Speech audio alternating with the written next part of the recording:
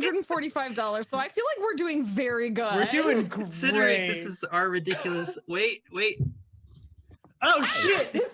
We're back. Welcome, everybody. Wait, I'm gonna wait. Can everybody hear? Okay, we can hear. All right. Nice. Congratulations, you unlocked sound. We've done it. Okay, I will just note for the record, just saying that made me think of all of those like spam ads that come up. I was like, congratulations, you just won a new iPod or something. Click here. We've done it. You can hear us.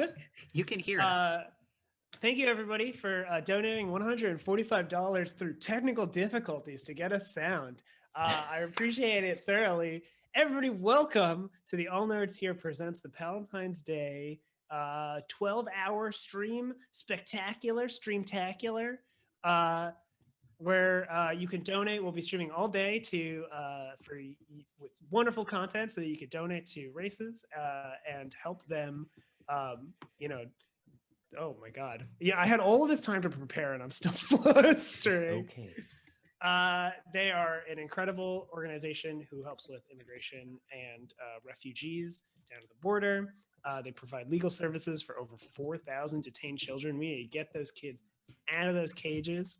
So donate. Even though we're in a new administration, we gotta fucking Biden's got to do the shit, and we can help support that push by donating today during our stream.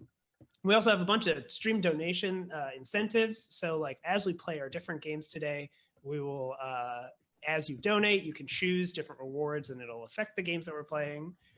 The first game that we're playing today that I am joined by my wonderful friends is I'm Sorry to Say Street Magic by Caro Asercion, who is a wonderful designer who made a really wonderful world building game. You can see on the Tiltify page some, some reward incentives for us. If you want to donate, you can have us, name a pet or person that we put in the world, theme the next landmark or card that we put in. So you can be like, I really want to see a chef or a chef district or whatever. Or you could just straight up like name a landmark, like just donate money and then we'll make your dreams come true. That's how that works. Some other stuff is like right after this, we'll be playing this until 5 p.m. EST, in which case we will be switching over to Bro is a Gay to Doc, a game of gay pirates. So if you can't stay for the whole time here, come back for that. That'll be great. It'll be wonderful. There's some like great people playing for that. And then also after that, later in the night, it'll be unnatural disasters and PWN crossover event. So it'll be a really great wrestling, supernatural, investigative crossover spectacular. And remember, so you can donate. There's a donation link down below in the description. You'll see the Palentine's Day and a Donate Today button. There's also, I think, the command in chat is, I think, just donate, but I could be wrong. Yes, it is. All right. So yeah, that's kind of that's what we're here for. Sorry for all the technical difficulties. We have raised $145 already. Thank you everybody for donating. And let's my wonderful friends introduce themselves for this game that we were playing of I'm Sorry to Say Street Magic. Jess, I guess, is the order. Yes. I was going to say, are we going on screen? No, we're going with the on-screen order is what we should be doing. Angela! Okay, I guess hello there, everybody. I'm Angela, otherwise known as Phoenix 24Fem on Twitter or the Philosophem. I'm here joining the rest of the fabulous All Nerds here and our delightful guest, Jess, who's taking some time from their fabulous streaming life, career, fantastic, just general awesomeness of everyday existence and all that. To join us for, did you say, a little bit of street magic? So I'm excited for this, and I'm going to pass it over to, based off of this, to Jess. Oh, and also my pronouns are she and her, and vids, I believe, are he, him. Oh, yes, my bad. So passing it over to Jess. Hi, hello. Hi, my name is Jess. I am very excited to be here today. My cat decided to leave just now. Fine, sir. Whatever. Just to get my whole chair. It's cool. Hi, yeah, my name is Jess. My pronouns are she and they. You can find me at go_JG in pretty much all the places online. I do a wide variety of playing video games, tabletop role-playing games, facilitating shows, writing stuff sometimes. But yeah, I'm very excited, and I've played the original version of this game, and I'm excited to play this one that we're doing today. All right. Kevin, you So- wanna Oh, introduce I should throw it over. And next is the wonderful, amazing Kevin. Thank you so much. Hi, everybody. My name is Kevin. You can see me on a different channel streaming Game of Rifts, by all things. And so I'm super excited to be here. And that's pretty much all I got. So thank you. Vid, you want to get started? Yeah. I use he, him pronouns. I apologize. Go ahead. And I should also introduce myself more properly. I'm Viditya. I'm also a cast member here. I do a bunch of things. I make games. I stream. I use he him. Let's get into our game of Street Magic. So what we are doing today, as just mentioned, we're kind of playing Street Magic a little differently. The difference is we're using an Easy Streets supplement, which really means like the game plays the same, but we are using a pre-made kind of city primer, instead of doing everything from scratch. And we're doing Luminous, City of Veiled Stars, a setting written by Jamila or Nedjadi. They are a wonderful, wonderful designer, an RPGC veteran, luminary. It's great. So I'm really excited to dive into that, and a lot of this beginning is going to be us reading the game. So if you don't know how this game works, then you'll be learning it with us. To all of my players, if you want to meet me at the I'm sorry, just say Street Magic PDF that's in the mirror board.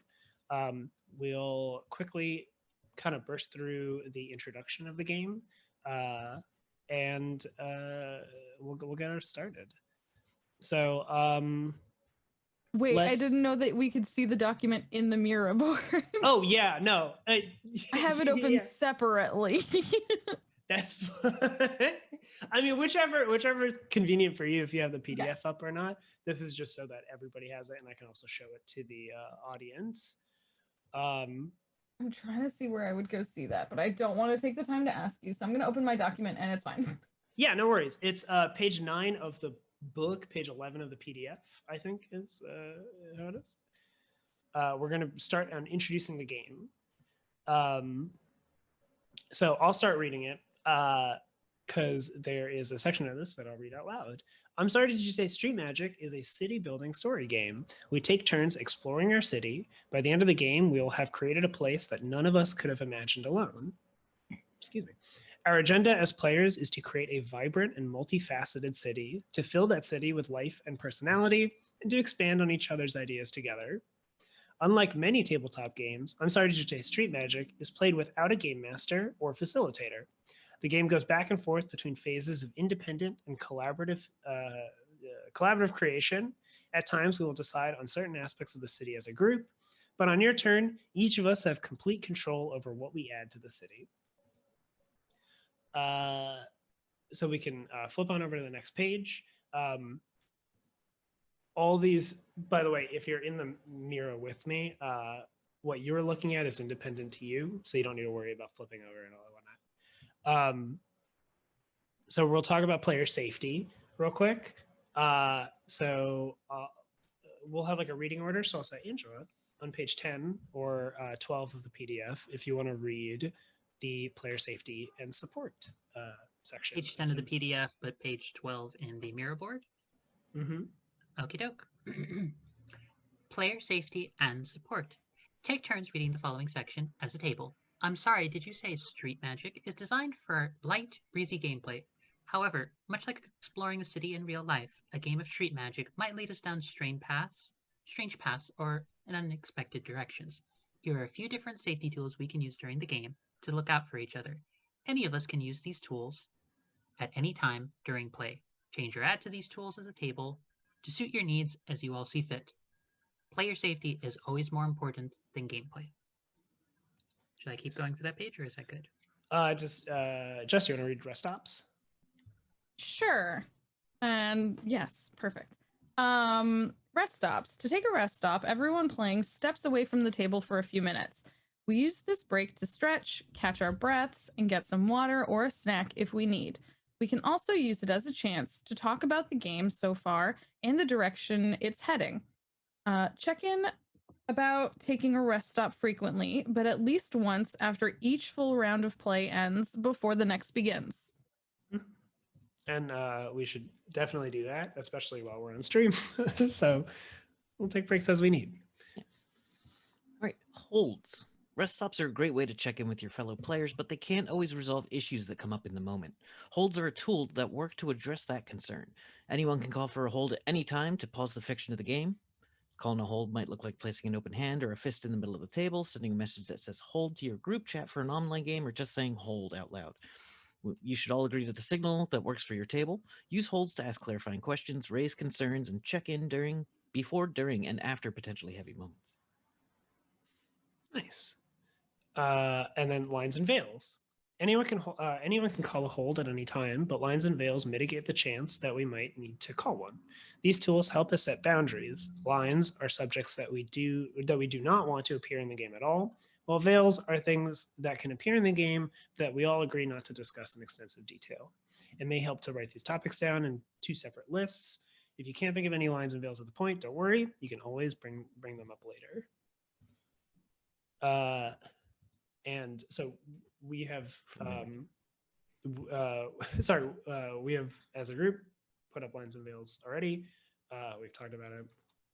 So if it's okay, I think I'll just read our lines and veils out loud to the audience. So our lines are racism, sexism, transphobia and homophobia, sexual assault and abuse, domestic assault and abuse, and institutionalization. Our veils are sex and violence to animals, and our ask firsts are romance and flirting. And like I said, a reminder to the players that at any point you can add something. You can be like, oh, I didn't think about this, or actually this is kind of iffy, and just ping us, let us know in any capacity. Would like to let folks know we have already passed the halfway mark. We are at $295 donated. Oh shit! Wow. Nice. Thank you everybody so much.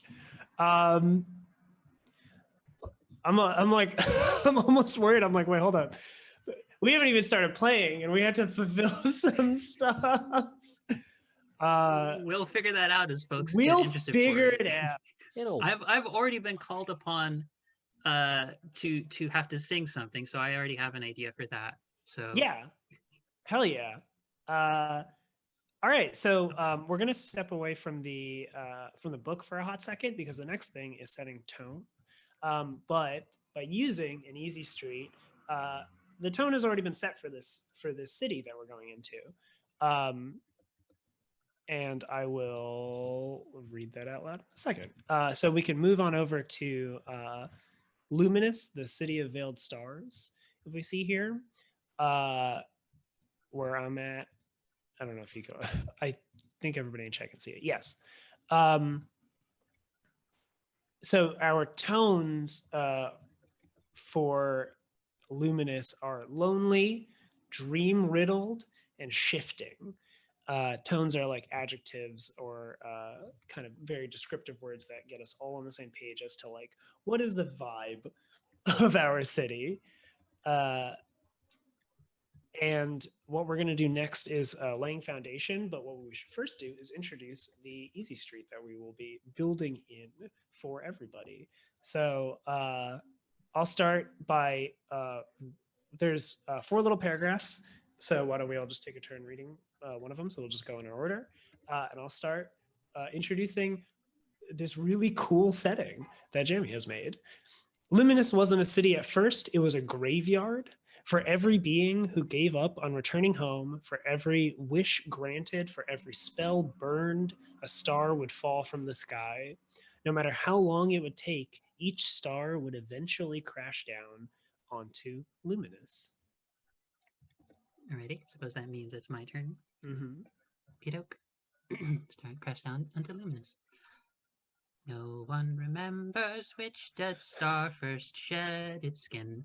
Lifting themselves up from the dust of the cosmos, their eyes filled with all they have seen in the universe. The land was dark, cruel, and did not want to be tamed. But even here on the edge of the very universe, hope and love was planted as strange seeds. That's very good.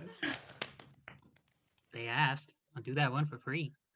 That was amazing. I will read the next paragraph, but it's not going to be as good, so I apologize.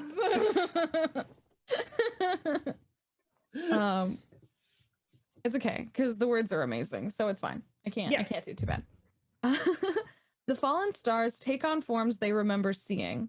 The people of the cosmos they glimpsed at in dreamlike state as they once dreamed in the sky, as they once danced in the sky. Sorry. The fallen stars built their city in much the same way, half-remembered aspects that follow a strange and haunting dream logic. Oof. Sorry. But the fallen stars are still learning how to speak, connect, fall in love, how to hope, and hope again.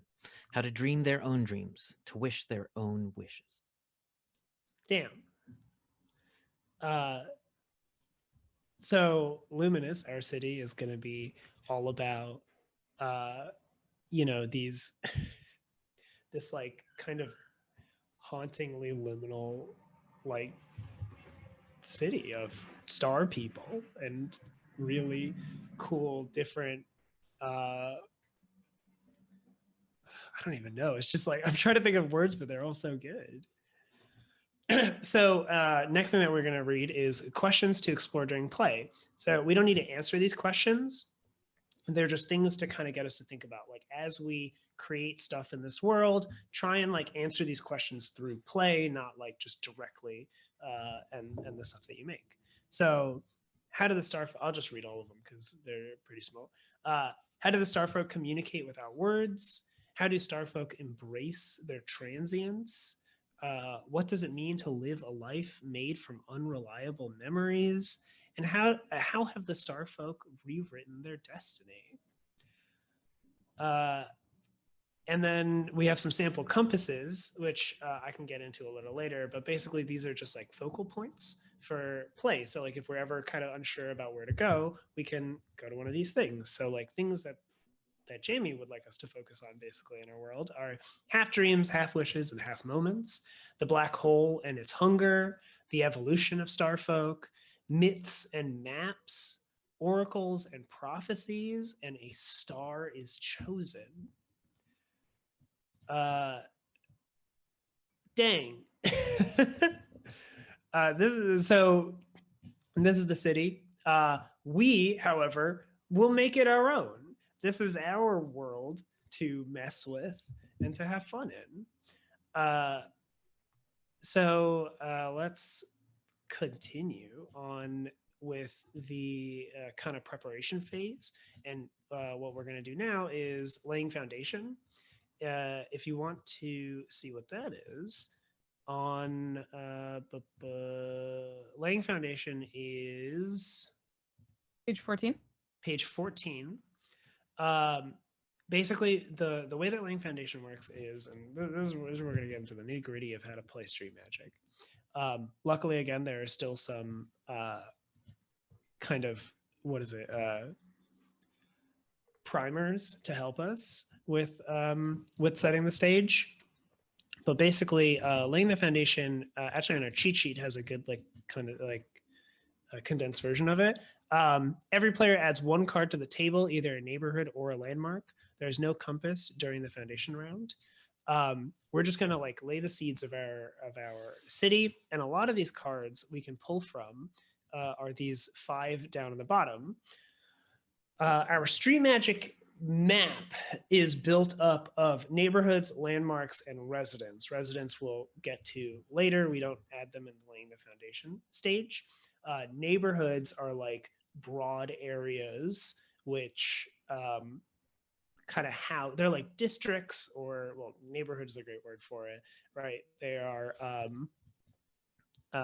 neighborhoods have a title, a reputation, and they can house things in them.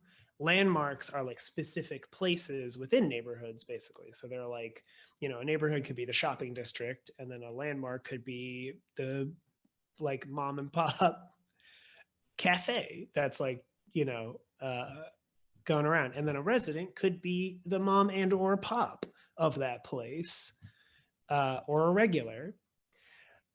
So why don't we also read these cards so that we all are like kind of on page of like what kind of neighborhoods and landmarks, and then we can again take turns either placing one of these on the field as laying a foundation. We're like, oh, I really like this one. Or if you're like, oh, I have an idea based on kind of the stuff, then you can make your own, and we'll talk about that. But I'll start by reading the Garden District, which is a neighborhood. So in our city of Luminous, there is a garden district, the nursery of star children that don't bear the same loneliness as their elders. They are cared for here, and as they sleep, their small dreams create cosmic flowers of rare quality. The star mothers have made this neighborhood their home as well. And the true name for this neighborhood is basically just little poetic phrases that you are associated with these cards is Cassiopeia's children. Angela, if you want to read the next one, the Pilgrim Station. Pilgrim Station, a neighborhood. Many pilgrims come from all over the cosmos, seeking out a half-dream or almost wish they witnessed falling from the sky. Many have spent their whole lives to reach Luminous. Pilgrims may choose to leave behind their former lives forever, choosing to merge with the lonely star, known with the area's true name of Pegasus's followers. Ooh. It's just a lovely little place. Jess, if you want to read The Chained Bird. Yeah.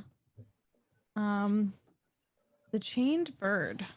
A bar made of the bars we enter in our dreams. The staff are fallen stars that have taken bird-like forms.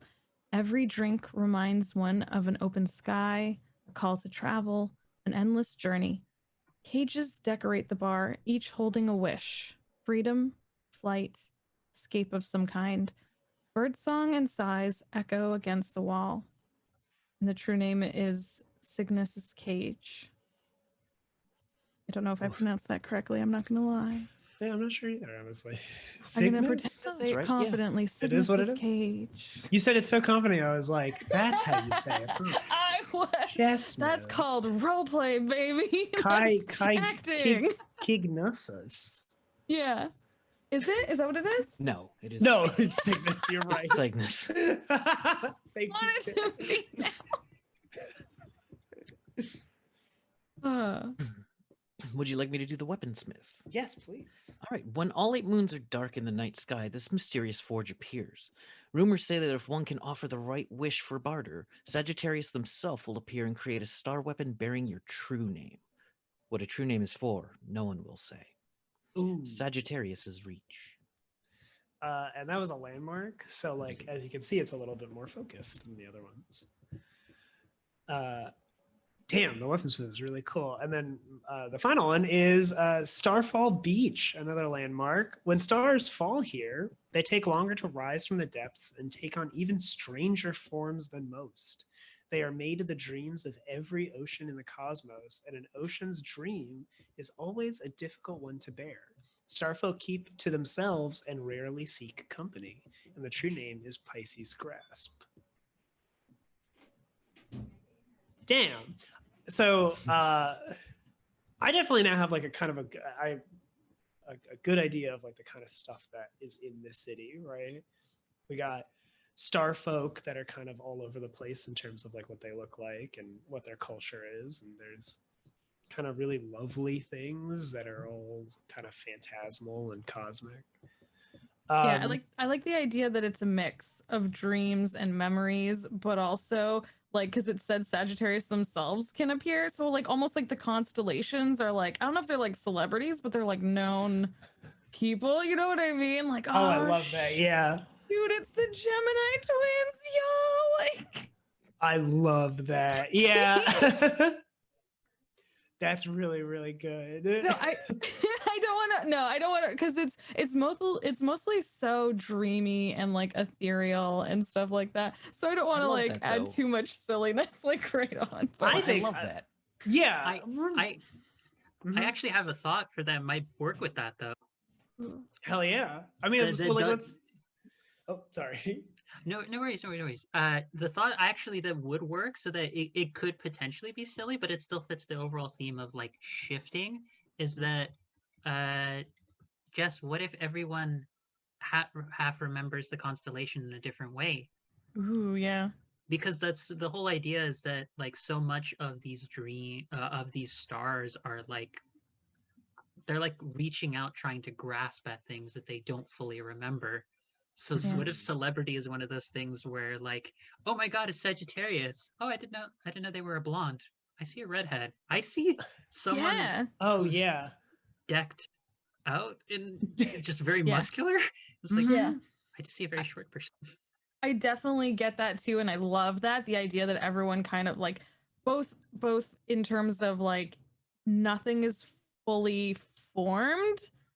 You know, everything has some variability and some change to it, and like even just the idea that because even as it talked about memories and stuff like that, it sometimes mentioned like you think you think maybe that's kind of, so it just leaves a lot of fun stuff up in the air and open to interpretation. Mm-hmm. No, this is good. This is good stuff. Also, we have from the donations been given a landmark to work with at some point and also a street theme. Yeah. Someone wants a version of Sesame Street, preferably Sunflower Street from PWN. Oh, good. Good, But good, it's good, someone's good. memory of Sunflower Street. Ooh, Mhm. so there's a lot you can play around with that. Yeah. Okay. All right. All right, yeah, this is great. All right. So to finish laying down the foundation, we'll basically say, so we go around, so I'll start. You can either use one of the cards that we just read out loud. We're able to change them and mess with them, or like, you know, give them the context that we need. Look at the little baby.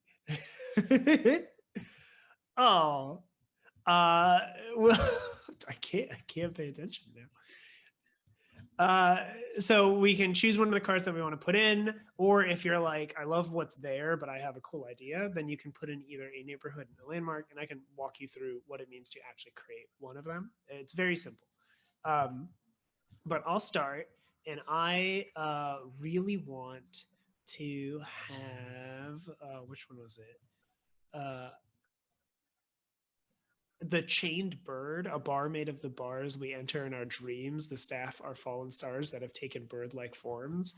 I just like that, like a neighborhood. So like this large thing that has like kind of can fit other things in it is like this endless bar that everybody kind of remembers differently.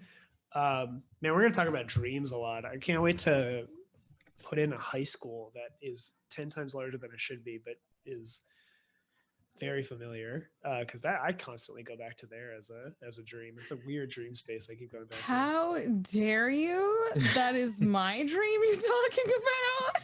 Jess, did we go back? Did we go to the same dream high school? Is this? I think we might go to the same dream high school. There were only 2 people. There were only 200 people at my dream high school. Okay, so yeah, It was No, also the same high school. it was also, yeah. No, I'm just imagining now our variation of the Spider-Man meme is just Jess and Viditya, but like in a starscape looking at one another. Dream high school, same dream high school.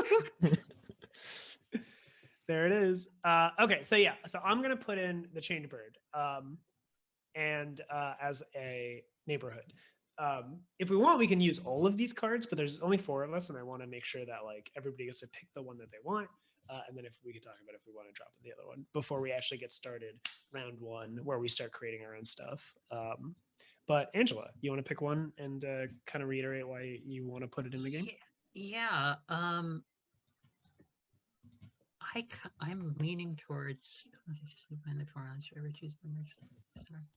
I like Pilgrim Station because the kind of I kind of imagine it as like a Union Station kind of vibe where there's with all the different times that I've been around like those kinds of like big like train stations, especially for the one I'm thinking of as Central in Los Angeles. There's always this kind of vibe where there's both way too many people and also never enough people to actually like fill out the building. So I feel like all the in-between space we have there's a lot of room to play around with it.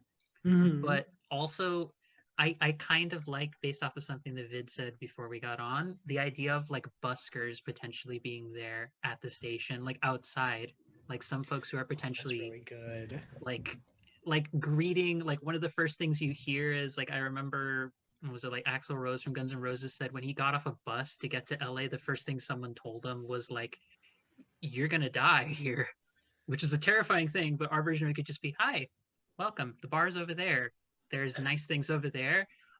If you see a giant bean that gets angry at things around it, well, you're in the right place. You're in the the wrong place. just don't get angry. Yeah. Yeah, I'm leaning towards that one. All right. Yeah, sure. So Pilgrim Station. I'll move it in. Thank you. And we can like shift the cards around and make room for them as we need. It's a full metal living board. All right, Jess, is there a card that you want to put in? I feel like this is but like kind of too on brand, but also you were like, we have to be on our shit. So no like, such thing as too on brand. Do it. Yeah. So I love me a garden, but I love the garden district and I love the idea and like just the true name of Cassiopeia's children and like the idea that they are cared for here. And like I just imagine like literally this big, beautiful kind of like figure who you're not able to fully perceive walking around this garden, like so, you know, large and encompassing that you probably can't see all of them. It's so bright and beautiful, and just like with a like literal watering can watering, you know, incomplete dream forms so that they can grow and become more complete. And like I don't know what's in that watering can, but like something. We can get there. Yeah. Something. So We'll get in there. I love the just the sound of the garden district so much. I don't want to spoil it for you, but like when you talked about the incomplete person, I'm suddenly thinking this is somewhere between Cabbage Patch Kids and Muppet Babies. But that's how it is to me because Miss Nanny with a watering can. Oh, that's so good. Yeah. It's so weird. We do apparently need a Sesame Street style place. Yeah. So. Just so you know, chat, we see the donations. This is when we start to like actually making our own stuff, we'll definitely dig into you know, using your landmarks and using your suggestions and stuff like that. We're just plopping what the game has given us right now, and then but it's in our heads. We're figuring it out. Thank you so much, and continue donating. Do the work for us is really what I'm saying. Donating, it's for a good cause. It's for yes. All right, Kevin, is there one of these cards that you want between the Weaponsmith and the Starfall Beach? Starfall Beach is interesting, but the things that are big and keep to themselves and they rarely seek company doesn't feel interactive enough for me. The Weaponsmith, I think, is interesting because it gives the possibility and leads to more thoughts like, what do these people need the weapons for? Ooh. That's a good one. Yeah, violence in this world is something, or like, you know, is it for violence? Like weapons are, that's really good. Yeah. And I think that would be near Pilgrim Station. It is a landmark in Pilgrim Station. Oh yeah, it's a landmark, so it gets cascaded in. Yeah, with laying foundation, I think like it's good to remember like what cascades into what. Um, so we can definitely do that. So I'll just link those together. Perfect. Perfect. And then, with Starfall Beach does not mean that we're just throwing it to the wind. It doesn't matter anymore. At any point in the game, if you're like, you know what, I think Starfall Beach actually fits in with this thing that we've made, or like, you know, it's your turn and you're like, oh, this works really well and I want to bring it back. It is still on the table. You can also bring it back in whatever capacity you want. If you're like, oh, I like the idea of Starfall Beach, but instead of like these solitary beings, they're actually social, right? Like, you know, there is like a kind of like idea to them. The point of the Easy Street supplement is that these are jumping off points for us, right? It's just to get our gears turning. So that's what's going on over there. Now we have laid foundation, simple and easy. We technically have a city already. No, but we can make it more, and we can fill it up with really cool stuff. So the way that rounds work, I'm gonna take us up to the cheat sheet up top, just to really quickly run through what a round looks like, and it's very simple. Every round will declare a compass. So I'll say that I am the start of I'm round one, just for the sake of me like creating something first and foremost. Declare a compass. We just choose like a theme. So I'll be like, let's say the theme for this is the fucking oracles and prophecies. I actually really just like that as a compass, and I'm using one of the sample compasses. So everything that we make kind of has to, you know, adhere to that in some way or another, right? And then we wander the city, which is just us making neighborhoods, landmarks, and residents, what we had just done. Neighborhoods have a title and a reputation, and then a true name chosen by one of the players. A reputation is literally what it sounds like. It's like, oh, it is, you know, known for its bustling streets, or, you know, don't always watch where you're stepping, right? Like kind of like that's reputation is what you would hear somebody say, like, oh, you're gonna go there, well, you know, like, and whatever small advice they would say. Landmarks have a title, an address, and a true name.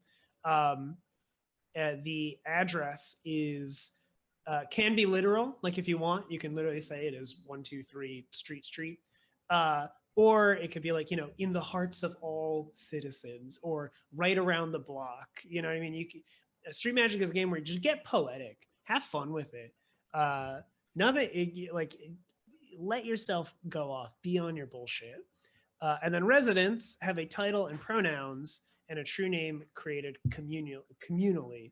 When we make a resident, we will have a little scene. And like, if somebody wants to make a resident, it's a small vignette that we do, and that will be like kind of where our role playing is. And I can take us through that if somebody wants to make a resident. And don't hesitate to. Once everybody has gone and made one thing, I hold an event. So I basically say, like, here is like a thing that happened in the city. Street Magic is a non-chronological game. It is about spatial creation, not about like the start and end of a city necessarily. So events are like, oh, at some point or like, you know, based on kind of what we've been talking about, there's like this cool, like the Super Bowl happens in our dream city, you know. But in our dream city, it's actually a superb owl. It's oh my god. Oh, that's so good though. Good. The superb owl comes down. Yeah. And we just once a year witness it. We just say hi. Two teams like, of worshippers. It's a gorgeous, like, cosmic owl. Like, actually, I do really kind of like that. I also kind of like that. Do you love a giant cosmic owl? I have a suggestion for, instead of it might just be for some folks see it as a superb owl. I would like to add in my own bullshit of saying other people see it as a giant starry phoenix. Oh, Mm. good. Yeah. Bring in a phoenix in there, Angela. I'll be It disappointed will if be you here. don't. It will be here at some point. I'm gonna make dream goblins. I'll do it. Don't fucking say I won't. I don't mind being Oh so my God. aggressive. Oh, yeah. To stick to my brand, I've got to crash 2 IPs together. Oh God. We're gonna do it. Well, you got Sesame Street as something True. that somebody has paid for, so smash it with another thing. And then so after that, we're gonna go through like some voices of the city, which is a really fun thing. And then the next person goes. So as I'll do the first round with the compass, an event, then Angela will do a thing, and so on and so forth. So like that's it. We're ready to play. We're ready to start making shit. So I'm gonna start with a compass, and I want to use one of the sample compasses. What's our vibe for this first one, right? So like, you know, out of the three, I'm gonna ask y'all, like, out of the three words, lonely, dream riddled, and shifting, I feel like we kind of like we're really enjoying kind of the dreamy aspect, the kind of like in between state that everything can kind of be in. So I might want to do I'm gonna do the compass of like half dreams, half wishes, and half moments, right? That feels broad, and we can kind of just have fun with it right away. So I'm gonna write wishes and half moments here in the little post-it note on the bottom. That'll just where we'll keep our compasses. And I want to. Sorry if you hear my cat yelling at the door. It's I closed. was and my wondering, cat I was is- like, who's the cat? I was gonna say, was it Jess's or is it? See, if I open the door, he'll come in and just continue meowing at me even closer, but won't get on camera. Listen, kitten, if you're gonna talk, if you're gonna chat at us Yeah, like that, that's we the need thing. camera time. We need camera Excuse time. me. Listen, support this good cause, kitten. Get on camera. Yeah. Get Come on here. stream. Cats I'm not or mad. Come here. pets bring money. We know this. Yeah, we know this. We understand the value of bringing. Stop, but stop. Hello, sweetness. Sorry, I get very Hello excited. there. His Look name at is that Gambit. face. Oh, hello He's an there. Look old at man. that face. Dream Kitty sighted. Oh, this is so nice. So sweet. There we go. Donate to the kitten. They got Donate for past the their kitten. fear and got on camera, y'all. Oh my God, y'all, we're already at $600. What? Yes, like go check the Tiltify. We're already past the goal. We're at $600. Speaking of dreams, Speaking of dreams, hey, good work, Gambit. thank you so good work. Gambit did it. Emotes in chat for Gambit. Thank you everybody power. so much for we're like an hour into our 12-hour stream and we have already perfect emotes in chat for the cat. The We've coolest already of cats. hit our goal, $500. We've surpassed it by 100. We're at $600. Thank you so much, everybody. Continue to donate. Also, I should have said this earlier, but if you can't donate right now for any reason, there's no obligation to spend money on anything. You can still support us by like sharing this link around. We have a wonderful we have 46 people watching. That's a really wonderful audience. If you want to like tweet out saying that you're watching us, that you're supporting a good cause, share in some discords or whatever, like that's also very appreciated. Because hell, we've made a lot of money already, and that is so wonderful. Thank you, everybody. And in the spirit of the fact that people have donated for this, I am going to add a landmark that is based on something that was donated to us. A landmark of a giant sentient reflective beam that punishes the hoarding of resources by teleporting transgressors into the clouds. I have an idea of half dreams, half wishes, half moments. And I love the idea of like clouds as a liminal space, right, within like a dream city, because I feel like, you know, when people are like I'm throwing it out there. Daydreaming in a dream city, right? Like, because you look at the clouds and you see shit, and like kind of as this like middle ground in the Garden District. So I'm gonna grab a landmark. Do all the clouds have almost shapes? That's the thing, yeah. So 100%. Love that. There is a large bean, because of course the large bean has to exist in the Garden District. So it's a nursery of star children. So I think this is like a rowdy child. Like it's this like, I'm thinking of like a playground, right? So like the landmark is of like this bean that's like, I'm the game master of the playground, you know? When you would like play pretend as like a kid. And it's like, you gotta go to cloud jail.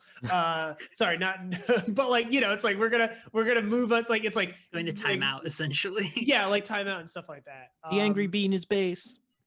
Yes. No, that's perfect. And so it's this like, I think like, I'm always I'm not the best with names. So if somebody has an idea for like a name for this thing, but like all these children kind of like hang around it and they like consider it like a playground, and it like protects them, right? So instead of it necessarily being like a punishing force, it's more like a protective force, is kind of what I think works with the vibe of this place. But I think there is no name of it because no one remembers what the name is. It's just the angry bean. Oh, that's so good. That's very, I appreciate It that had so a name much. and someone put it on a plaque somewhere, but no one remembers who put it up or why. Like, I love the idea that like written word, does this happen in anybody's dream where you're like, I like you look at something, it's fake language, but you're like, oh, this reads I think that was English. in the plot of an episode of Batman. Oh no! Oh, I just remembered that it's plot. great. Oh, Yeah. it's a good episode, but It oh is. my That's a good heart. Yeah, I like the idea that there's a plaque that looks like it should have a name on it, and there's like engraving, but it's like partially blurry, partially you know, thing, and so like people go up to it and try and read it, and they're like, it's like. I had a thought for one other thing about it as well. Just a cute thing because if I'm remembering this correctly, Garden District, yeah, it's a lot of the kids area. If folks are okay with this thought, I had the idea that some of the kids might refer to it like as, I was thinking Leona's legume, but they can't really say the word legume, so it always sounds weird. Oh. But it's because the only person who has never gone up, launched into the clouds, is like one little star child named Leona who's managed to calm it down once. Oh, that's so good. It's got its own little like kind of story to Right, it. because like that's not necessarily its true name. It's just what some of the kids might refer to it as. That might be part of its reputation. Like, I really like Leona's that. Yeah. legume. I think I would put it as like a true name. So like true names can be you can kind of write out a good chunk of them. Like they should be just a few, like, you know, 1 to 2 kind of word or like small phrases. So like I think like the idea of like Leona's legume as a true name is like, not everybody calls it that, right? But it is like this like essence of it. It kind of brings up the essence of it. I also made the address as the bean is base, because I think that's like really funny. Like people are just like, oh, you know, where like all the kids are like, no, the bean, right? Like go over to the bean. I think also one way or no, or a what is it? It's your, what the fuck is a ladder? That's what I'm thinking of. Ladder to the clouds. I think I'm not gonna like establish what the clouds are right now, because I feel like that could be its own district or its own landmark. But I can't think of beans and clouds without like the beanstalk. So I think like there's kind of that aspect to it as well. But yeah, we have this angry bean. So that's what I've created. I've created this landmark, and I'm not sure who donated that. because I'm getting the donation information secondhand. So thank you to whoever like Strip. Thank you so much for Oh, it was Triple Triple. Comics. Thank you so much for donating that. What a great. I hope you're happy. But I really love that, and I think this adds to our world in a really fun way. So that was me creating a landmark, by the way. So Okay. like I said, a landmark has a title, an address, and then a true name or like a few little phrases. A lot of what's on the card doesn't necessarily have to be like what we've talked about. If you want to take notes about like stuff, but like, we just kind of gif and gab. Yeah. So now, Angela, it's your turn. Okay. You make something. So let me think. I have two ideas going through my head right now because I'm going to be at Pilgrim Station for this next round because I love so much about it. Oh, go ahead. Okay, but I'm torn between either a landmark built off of Pilgrim Station or a person from Pilgrim Station, or like a resident potentially, because both of them are good. Because I have names for both of them, or an idea for a name. Mm-hmm. But oh god, let me see. You know what? I'm just gonna go with the landmark because I think that gives more for other folks to build off of. Landmark I was thinking of was, let me double check how to do landmark. Landmark title, an address, and a true name. I was kind of thinking the landmark, the address is just referred to as opening to the stars. Ooh.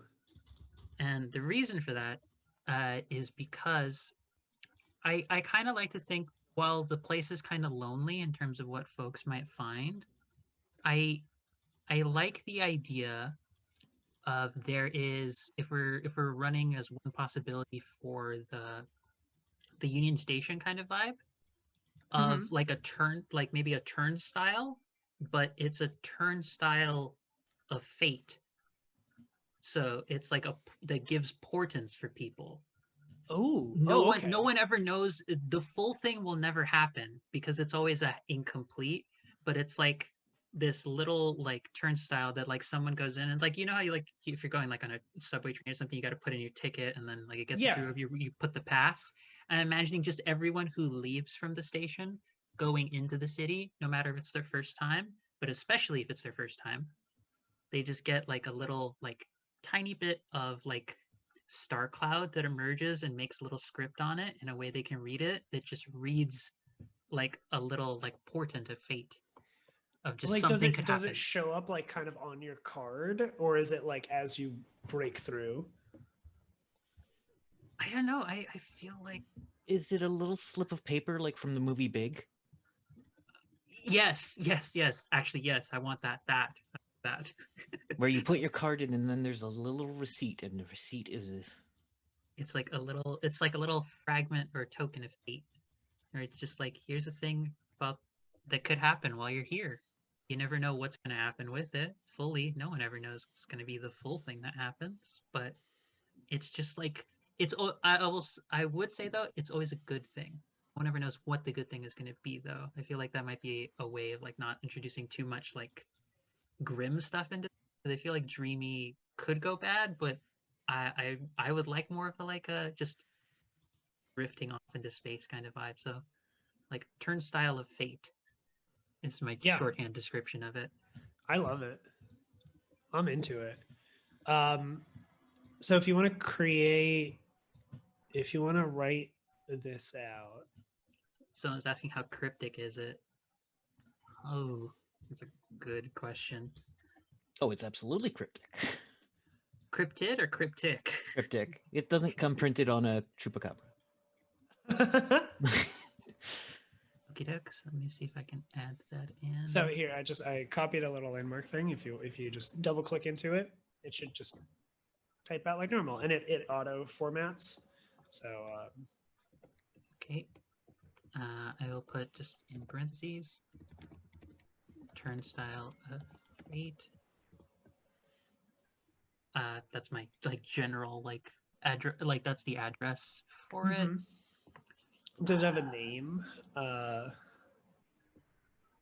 I'm like open to a other folks form giving of it like a name, like more of a proper name, or just because I think the address is just like just go by the turnstile of fate. That's the first thing people say.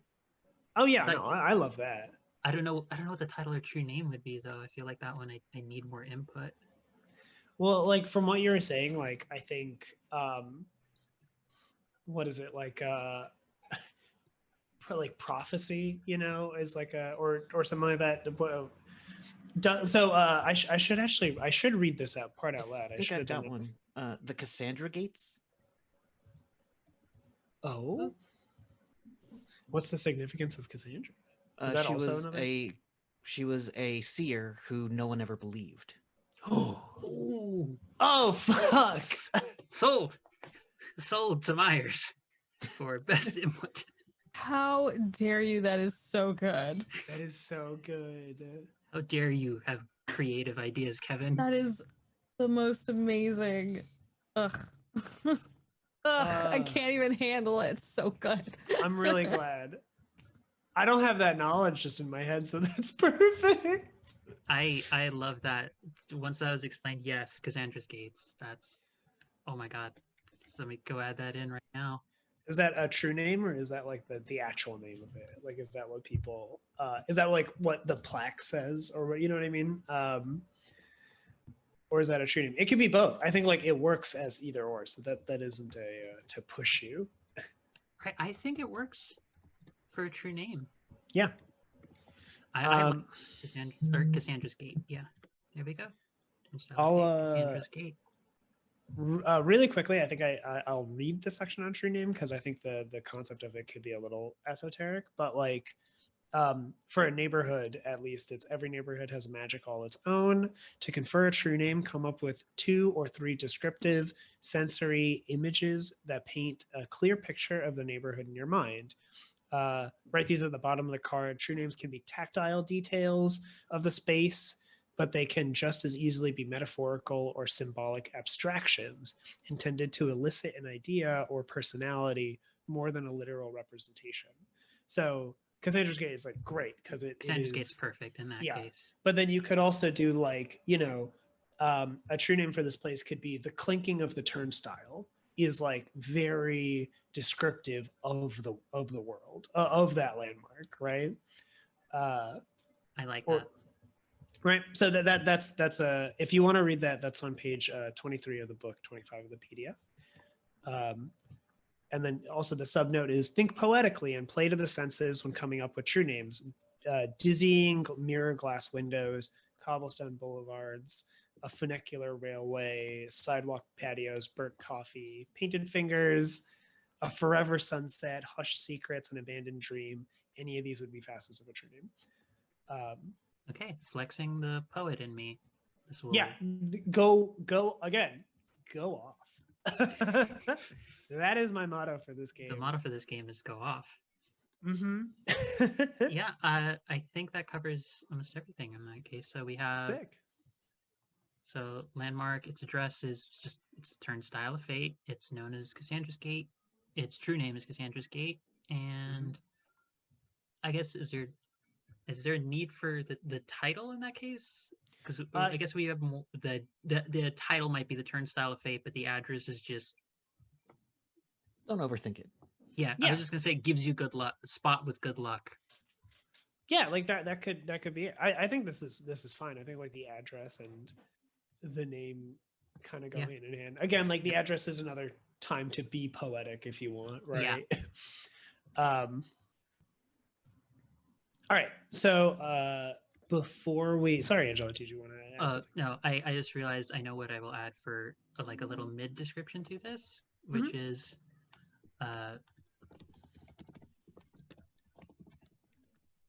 portents aplenty. Oh, that's very good.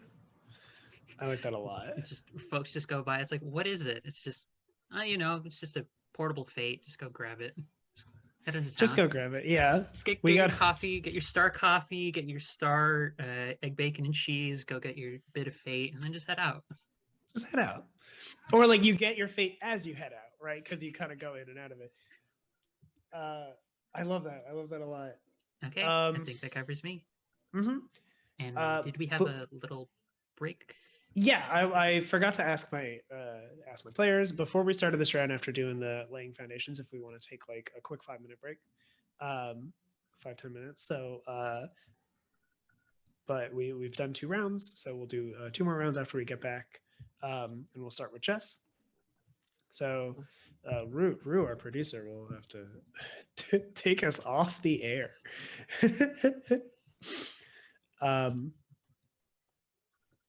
But yeah, I think we'll just take a quick break. Let's say come back at like the 20 mark of the hour. The 20 mark. How does that sound for everybody? Works for me, and then we'll get right into Jess adding in what they're going to contribute to this fantastic, dreamy, star-filled town. I love our city. It's already doing great. Loving this place. I'm super excited to see what y'all bring in. All right, so we'll be back soon, everybody. Welcome, everybody. Welcome back to our wonderful charity stream here on All Nerds Here, where we are raising money for races. We have already blew past our initial goal of 500, and we are steadily making our way over to our goal of our new goal of 750. We're currently at 620, which is so nice and so great. Thank you, everybody who continues to donate. Just a reminder, there are donation incentives that if you want. So like we have a few active right now. You can check on the page if you click on the rewards for what games are playing. Different games have different incentives. So for the Street Magic one, we do love you, and also donate. So for the Street Magic game, you can donate to kind of like, set the theme for the next, for our next card, or for a card as we kind of come up with stuff. Put a pet name, pet or person name in there. So like you can kind of introduce a person and various other things, or just straight up have us add a landmark in. If you're like, oh, I have a cool idea, I would love to see how they iterate on it, then you can do that. So yeah, double check, continue to donate. And again, if you can't donate, share, spread the word. We will be here all day. Literally, like just so far, 12 hours of streaming content. So to continue with those content, let's continue back with our game of Street Magic. And where we had left off is that Angela added a really cool Turnstile of Fate to our Pilgrim Station in our wonderful Dream City. And now it is Jess's turn to add a neighborhood, landmark, or resident. I was gonna do a gag where I refused to unmute and I held back up my donate for sound sign, but like I was like, no, I probably shouldn't do that. We already did that. If you missed that, it was great. Anyways, it was great, and it worked. And it worked. You donated for sound. Because we actually got the sound. Yeah. But yeah, so I really wanted to be greedy and we got a donation for a character that I really want to put in, but the residents need to be tied to a landmark. Mm-hmm. And I had a vision for like where they might be, although honestly I don't know if I want to like say it. I don't know if I want to reveal it until we're ready to reveal. Like, but I feel like those could exist in a few places. I don't know, but I feel like I guess maybe I have to make a landmark first so that we have more landmarks. So if we want, and I'm looking directly in the camera for this. All right. If we want, we can. This is an inside joke for no reason. Very public inside joke. If you want, you can make a resident tied to a neighborhood, but like a floating resident tied to a neighborhood, and then we can fill in the blanks. Hopefully by the end of the round, or at least within like, because we only have like one other person, so I don't want to force Kevin into filling that. But I think a resident can live there. But then kind of keep it as like an open end, so like we can plop them into a landmark and stuff like that. Yeah. Okay, well, can I tell you my overall idea and then y'all can tell me? I say just do both at once, but that's me. I don't want to be greedy and take 2 things.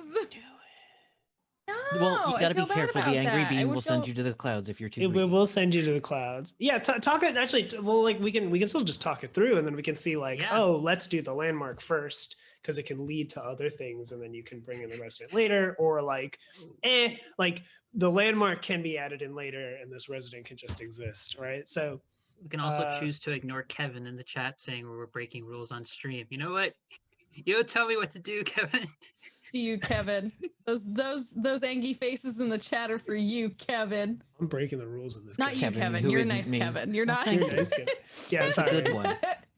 Yeah, Kevin's gonna a curse- good one. there's a good chance that I'm gonna curse at Kevin, and it's not you, Kevin. I other- promise. the other Oh, there's Kevin. always been another Kevin in my right around me in my life. I'm used to it. They always get nicknames though. I never do. You Mhm. never- Do you want a nickname? We can talk about this later. I'm good. About this later. I'm good. Oh god. This Yeah, let's and talk this it through, is Jess. this What do is you- how nicknames are born. Yeah. They're more like Dude. Hey, my Okay. last name is Myers, so I heard a lot of Mike growing up, but it didn't really like. So we have to stay away from that then. Like we have to go Yeah. completely opposite to that. Good luck. Yeah. See, because my first thought wouldn't be Mike Myers, it would be actually like Lemons. Oh, that's pretty good. Because Myers Oh, Lemons? because Is Myers that not Lemons, a thing right, for right, y'all? right. No, Up Is I that know a here. what thing? that is. I know what that is. Nope. I validate you, Jess. I validate you in knowing what lemon is. Lemon related and lemon related tangent aside. Kevin. Lemon Listen. Kevin. You. Anyways, I'm so What? sorry. No, I'll it's start good. going. What Landmark. let's talk through your idea. Just no, I'm a big Okay. fan of this. Okay, so Deflect. we were a donation was made and we were gifted with the beautiful, wonderful cosmic space whales. So somewhere in this luminous city of veiled stars are cosmic space whales. Mhm. And I kind of really wanted them to be at the bar. And how Oh. I wanted them to be at the bar. Sorry. Let me take you on this journey. Talk to me. So the space whales provide the song of the bar. They are the some of the music is provided by Space Whale, and it'd be a special event. It's not an always thing. But cause Space Whale song is arguably one of the most beautiful sounds in all of existence. So I wanted there to be the equivalent of a stage for cosmic space whales, which would be actually just a window into the void. Ooh. Ooh. Oh, that landmark is really good. I like where that landmark can go. Yeah, that's great. If you want to pick one, right? Like if you want to like, oh, god damn, no, that's really good. I say start with the landmark, and I maybe say we start just with tag the space whales in for free. Well, because I think like we 'cause could. they're great. Yeah, Okay. I think the landmark brings in the space whales really great, and then if we want like in another round, then we can bring in a resident who is a space whale who takes care of Ooh, the yeah, space yeah, whales. yeah. So we can get who, more you specific know, later. yeah. Okay, yeah. There are also events. Yes. Oh, Also right. Yes. A space whale arrives. See, I was going to make the suggestion that the bar is located on a sleeping space whale, and that occasionally when it wakes up, that's the sound people are hearing. Is it sort of like it's morning, like for us, like if you imagine someone who's just woken up in the morning, just like, oh god, don't talk to me until I've had coffee. But for the space whale version of it, is like it sounds like very peaceful, and it's like, Oh, good. That's space whale for leave me alone until I've had my krill.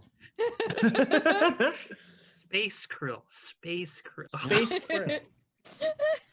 Krill and normal Oh, no. krill for a space whale? I think Absurd, we're krilling it, Kevin. yes.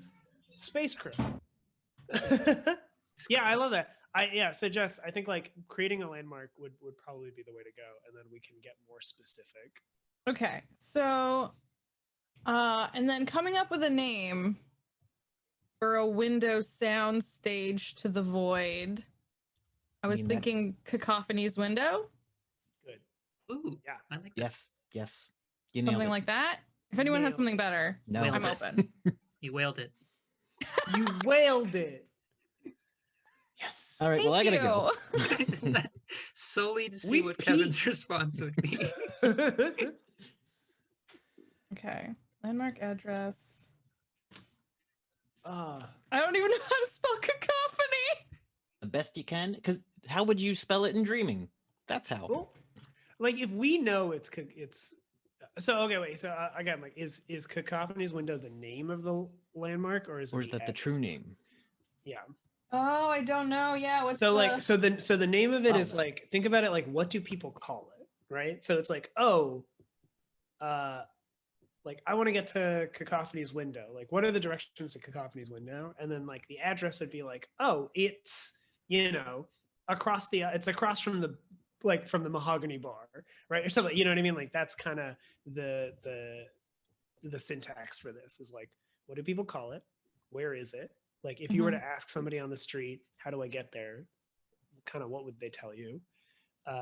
Is it past the bird cages? Is it past the cloud, the dream clouds of birds? Mm-hmm. Do you have to? Is it past the like one bouncer bird who's tending to it? Who's just like, all right, you can go in. Yeah. They're asleep. Or- Go in. Is it like so big that people are like, oh, just look for the window? Like it's right there. I think the address is corner of the chained bird, like corner of the bar. Yeah, I'm trying to think. Like, I almost imagine it not moving, but like opening Oh yeah. Oh, that's really good. when it makes sense. You know what I mean? When there is something to be viewed. It could be like the name is Cacophony's window, but then the address is you know, listen to the birds and they'll tell you. Yeah, like the address is like a signal or a sound or like I like that. Wait for Like the bird calls. That's really, yeah. What Like was it? Wait for the bird calls. Yeah. Like you'll hear like you might hear just folks talking, but maybe it's like birds singing. Like their singing is what it's like a call and response happening between the birds and the space whale. And the whales. Oh, it could be good. It's like Make one hell of an a cappella group. Yeah. Yeah. Oh wow, it's you just hear all the sopranos or all of the really like very fancy birds, and then you just hear this big old bass at the bottom. It's a whale. Yeah, I'm trying to think of almost something like the address being something like the sound between flight and swim, like because it's something between. That's good. I don't You know know. what I'm Yeah, try- no, I think that's it. Like, Yeah, the address. Yeah. Say it one more time, Jess. What is it? Something like I feel like there's better words for this. Something along the lines of it's the address is the sound between flight and swim. But that's not quite right because they're different tenses. Do you know what I mean? Like flew What and is swam? No. What is the English language? Wait, so the space what are between words? What is listen? Flight like a bird and swim like a fish. So the sound between that, like that kind of Flight. How about- Swite. Wait. How about fly amongst the starry depths? So The depths sound like, between. Sorry, go ahead. like- oh, I was just thinking fly amidst the starry depths. So flying, so birds taking Yeah. flight, depths like deep in the ocean. Mm. So like they're like literally like when someone it's like, how do I get there? Just fly among the star depths. Just like you literally have to fly and sink down into the ocean of stars. Yeah. Just a thought. Whoa. We're throwing all of the bad like all the ideas that don't quite fit, and we'll eventually grasp at the one that's what you want. Because Yeah. No. Can you I like this repeat idea. that one again? Like the. fly amongst the starry depths. what if you just singularize Starry Depth to Starry Depth? Oh, because it's the one whale. Yeah. Or I just like yeah, I fun. like the name Starry Depth. I Well, we really could like the just- names Well, why not just that? The Starry Depth. Starry Depth. And then gosh dang it. That works already as the address because it just like where do we go that way? The Starry Depth. Yeah. It's probably one of those things because the whole thing with the address vid is that it's sort of like what folks in the city kind of know it by, right? Oh, Nope. oh, no. butts. Bound to happen. Hi Oh, everyone. dear. How's it going? Well, this is our producer also takes this moment to go quickly take a break. So So how that is y'all fascinating. doing today? Don't forget So- to donate to charity! Exclamation point donate in the chat at any point in time. Donate to get Viditya back into stream. We're gonna do this to you all day, folks. We're keeping you on your toes. God damn it. Triple What's- even what's our extra next- puns. What's Was our it next Starry- goal? We have Starry the Depp and Gay Pirates of the Angry Bean. Isn't that the next game? Ooh, that's a very good one. I appreciate it greatly. I really like that. Oh wow, we are Oh. having it. Oh, Vid's Hello. internet just he Am appears I to have back? returned. it's cool. We'll get it fixed. We're in the wrong spots, but cool. Kevin, we are not keeping Vid locked out. I'm so sorry. That I was- will leave if people want to donate to get me back into the. No. That's like $1,000. But Bare Viditya will minimum leave asking right now. price. I'll leave right fucking now. I'll do it. Oh wow. For No, $1,000. never mind. Looks like we're all good. I think we're all good. Yeah, sorry about that. My Quality internet production. blipped. Rue came back with like the savior that she always is. Yeah. Vid was teleported into the clouds, is what I happened. was. You That's faced the very wrath good. of the angry bean. Okay. Okay. Yeah. Sorry about that. What did I miss? Have we? Well, I think Jess. Do I have that right, Jess? That you settled on Starry Depth works for. I think so, your yeah. address? Yeah. Yeah. And I think it's something like, yeah, I think people say Starry Depth and it's like,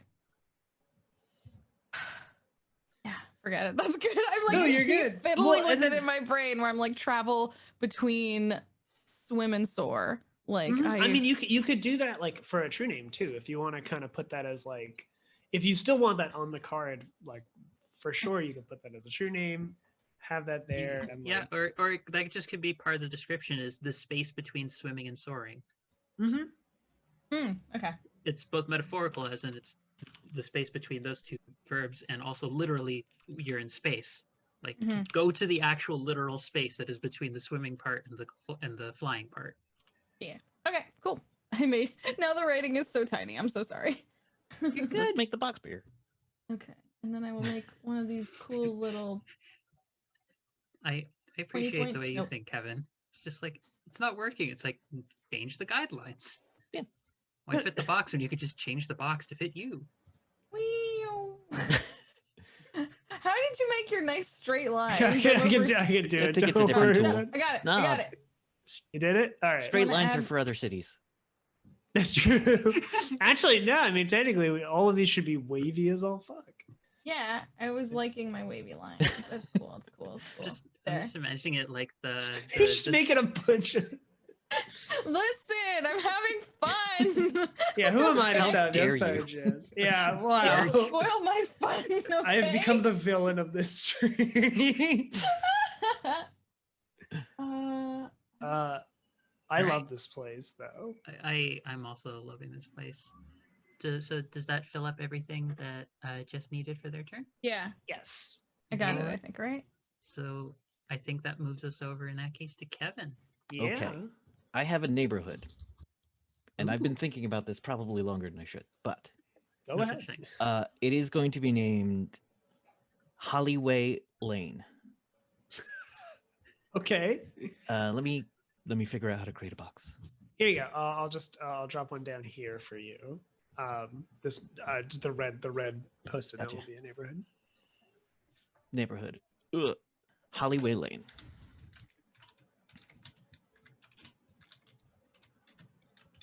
Great. All right. I'm very So ready for this. Hollyway Lane is where people dream of becoming famous. Ooh. It's Hollywood, it's Broadway, it's glitzy, it's the person standing who just came in from a small town, looking up at the big sign, dreaming of having their name on it. Oh, I That's love very that. good. That's such good like ambition vibes. They're like Mm-hmm. wholesome. It's the pilgrim that shows up there to see the play that was only half written, fully performed. Damn. Oh, I love that so Damn. much. Let's see. Potential and ambitious. That's Oh,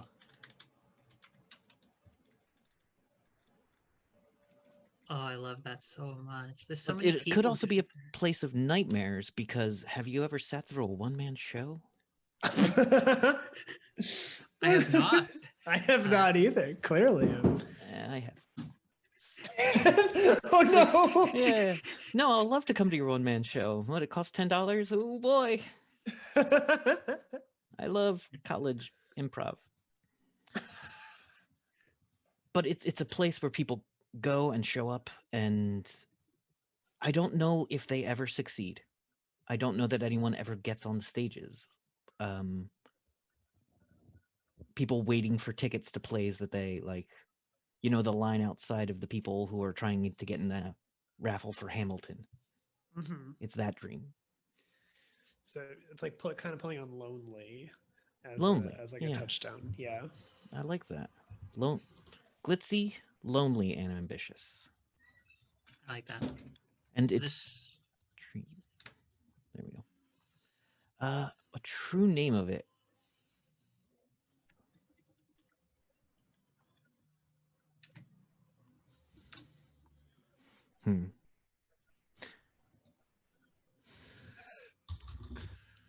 Fames. I see from Vid's laughter, Vid has noticed the request to do a one-man show for $50 donation. $50 to make Kevin do a one-man show. $50, maybe. I grew up in a small town. Not a small town, but a very small town. Did that feel too real, Jess? Wow, I have never seen Jess make that face before. It's so good. You're welcome. I'm sorry. All the above.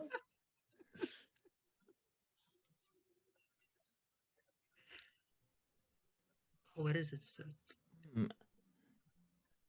True name. Producer's lament. Oh, that's pretty good. Oh, that works so well, but that hurts me. I was gonna say I felt that name. Like, oh, we've almost got this thing to production. Oh, it all fell apart. Hey, I still have such terrible associations of being on the tech end of doing a play in high school when people didn't want to watch where they were going and knock over things that were very valuable. You're just like, why do I bother? Why is this a thing? Why do I try? I was very lucky. I did not have a theater background.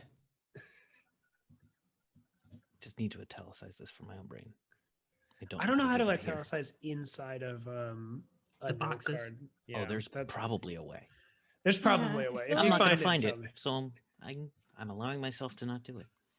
All right, so that's Hollywood Lane or Hollyway Lane. I think it has a Yeah. lot of potential for anyone showing up, or Oh yeah. we could do landmarks that are like the theaters and what they're showing. Mm-hmm. I like it. I like it a lot. And So it's very good. Very, very good. I'm gonna be the one that's gonna stick out. There we go. Okay. So everyone has added a card to this round. So what we're gonna do is hold an event. So now that it's back to me, I get to hold a little event. And basically the way that an event works is I create a card. I'm just going to go to the book real quick to make sure I don't forget anything, but it should just be I take a card and I basically just write out what it sounds like, an event. Your event should be related to the compass that you set at the beginning of the round, or a card that was played during the round. They're a good way to tie up loose ends on questions that arose during a round. However, an event can also be a chance to highlight an aspect of the compass that was unexplored, or to recontextualize other elements of the city that were discovered during play. An event is always connected to a neighborhood, landmark, or resident. Ignored that box. I accidentally added something. You're totally fine. So the event that I want to do, which I really liked, and also because I'm a sucker for space whales, I'm going to add an event to the landmark of Cacophony's window. Or actually, I think this will be on the Chained Bird, but they link together.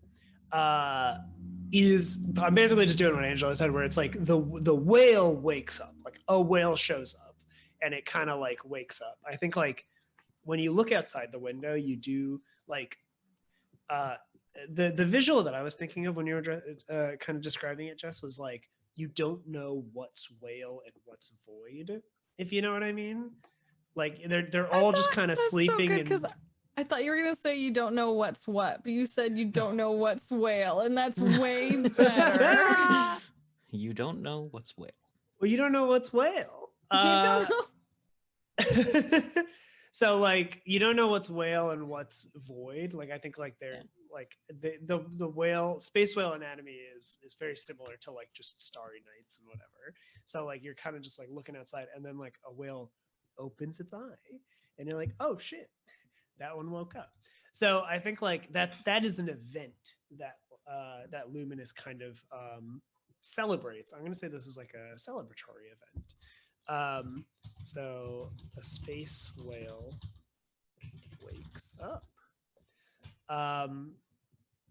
Now what we get to do is at any point during this event round, anyone at the table is allowed to change, manipulate, and kind of recontextualize cards that were played during this round or during the game in a way that you're like, oh, now that this has happened, like I can change up some true names. I can add an element to a card that like would have changed it, right?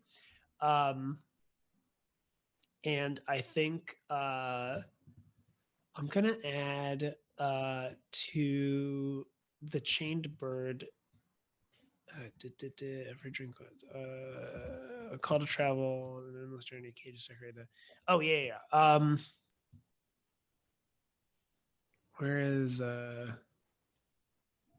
am I going to change this? I wanted to add oh no, I guess this would actually be on Cacophony's window. So Jess, I'm sorry, I'm going to add a little bit to your card. Please do. I'm going to say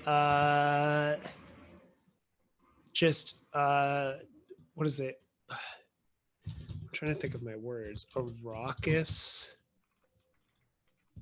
Is that how you spell it? Oh, there it is. A raucous choir.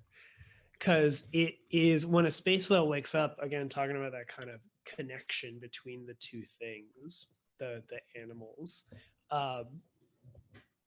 All of the birds just start freaking out, but it's like beautiful. It's like this just they all just start kind of going like, oh, it's our time, it's that time of the year. The whale's awake and everybody in the city knows, and you're like, oh, here it is. And then I like to think of it like a festival that happens spontaneously. Like all the birds start yelling and everybody's like, oh, the whale's awake, and then people like celebrate and they're like, cool, nice. Are you essentially introducing space Mardi Gras into the city at this moment? It might very well be. Because my first thought when you said the whole eye thing was either space Mardi Gras or the scene from the Lost World or in the Jurassic Park when the light goes and the T-Rex mouth and face is right next to the car. Yeah. That's what I went to. So I'm like, that would freak me out if I was a starbird. I think maybe like space whale eyes kind of look like jewels, And so it's almost like this this like all the birds are like, oh shit. There's like this gorgeous shimmering jewel out there. And they're all just like really excited about it, right? So it is like it is like a celebratory thing. So that's the event that I'm doing. Now what we do is we go around. So it would be Angela starts with we're gonna do something called Voices of the City, which is basically just like quick a quick phrase. So like you will either ask a rhetorical question, state an opinion, or show a consequence of the event. Generally as if you were a voice of the city. So like asking a question doesn't mean like it's a rhetorical question. So you would be like, just to like give an example of this would be like somebody is like, did you see it? Like, did you actually see the whale? Like, oh, you know, that's just what somebody says. And then we just go around and we do ask a question, state an opinion, which again is like, oh, the people of the city like love this, or you know, there's a bartender who makes bank during this time of year. You know, that's like an opinion, or like that's a consequence, right? Like the consequence of this is that like local businesses boom.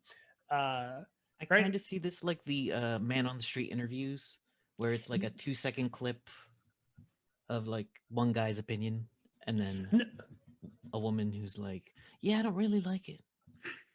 Absolutely, yeah. No, that's like really good. I just pulled up the page, but like ask a question. I basically said that state an opinion is 1 or 2 sentences that some members of the community hold towards the event, and then show a consequence is a sentence or 2 of the people in the city reacting to an event. So yeah, a space whale opens its eye or wakes up.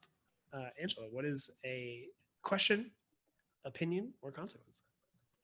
I'm going to go with an opinion of a pair of twins who they look like they have star constellations across their clothing, so that each of them is one half of a set of scales, and each of them are really happy because they get to see like they only have to be orderly when they're together.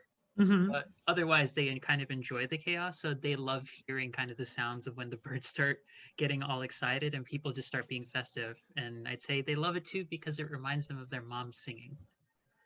Oh, their mom had a very deep voice, a very bassy voice. I love that. Jess, what is your question, opinion, or consequence? I think a consequence is it's I don't know if you said like this kind of, it doesn't, people don't know when this is going to happen. They just wake up when they wake up, right? Yeah. So I think there's like consequences, just that there's a hub of like a really quick sudden burst of activity in the city, particularly in that area, because people are like, gotta stop doing what I'm doing and go see the whale, because this is like a limited time offering. Yeah. It's like a real cool pop-up shop, and you just hear about it word on the street style, and you have to like get there as soon as possible or you might miss it. Are the birds freaking out? Oh shit, is the whale awake? There's whale viewing scalpers for seats closer to the Jesus. whale. Yeah. You don't start by hearing the whale. You start by hearing the birds who heard the whale. I like that a lot. Yeah, I love that. All right, Kevin, what's your voice? The voice on the street is going to be a musician showing up and talking to the reporter who is interviewing them and going, "Yeah, I came for Space Whale Open Mic Night at the Starry Depths. I came to harmonize with the whales and, make some money." That's so good. Oh god, triple adding the comments. Ticket scalpers cannot exist. They all get cloud Yeeted. Oh, that's very good. Oh, that's So amazing. yes, I love Space Alright, Whale yeah. open mic night is my addition. So now y'all can alter the city if you want. Like if you say like, oh, this could be a little nice thing that gets changed, I'm good. in accordance to this event that happened. And again, it doesn't have to be your own. You can add a little thing to it. But then otherwise, this was a round. So we're gonna start back up again with Angela gets to choose a compass. We took a break a little bit ago, but it is the start of the round, so I want to ask about taking a hold or a rest stop. If people want to take another Good. 5-10. I'm good. Wait, good to I'm good do to, it. I'm good to keep going. To continue. Okay. Good to This- keep playing. Oh, might, okay, like, okay. I might like do this and like cover my camera for a second and then like eat some food. But then Yeah, go ahead. No one must know I eat. Yeah, I do. Actually, there is like a little food right over here. So just occasionally, you'll like down here. Yeah. Okay. Shovel it in your face, yeah. Yeah. Come back up. But okay, cool. Yeah, if we want to keep going. So, Angela, you can use so you're going to declare a compass, and then basically, we go through the round the same. If you need a compass sample, they are there. As well. We love you, but also donate. Thank you, Jess. This is great. That's a great This is one. how Jess will block out the existence and acknowledgement of them eating food. The timing was so good on that. I have one, or I have the 3 words to be our guiding compass. Sure, Mhm. memory and rebirth. Ooh. Because I like that because we've started touching upon it a little bit more and more, but I think we should try and like maybe hyper focus a little bit more because we had the half wishes, half sort of part going on the past one, but let's how do those things play out in this next round? I like that for sure. And then kick us off with what you're thinking by making a thing. Okay. Let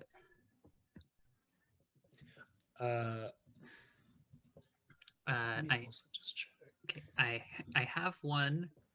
I will take the more slightly selfish route on this round by sadly Sarah I think was the one who donated but is also not here anymore, but I wanted to suggest a resident who is kind of just someone who's seen by everyone, swears they have a memory of this individual whenever they've passed by the turnstile.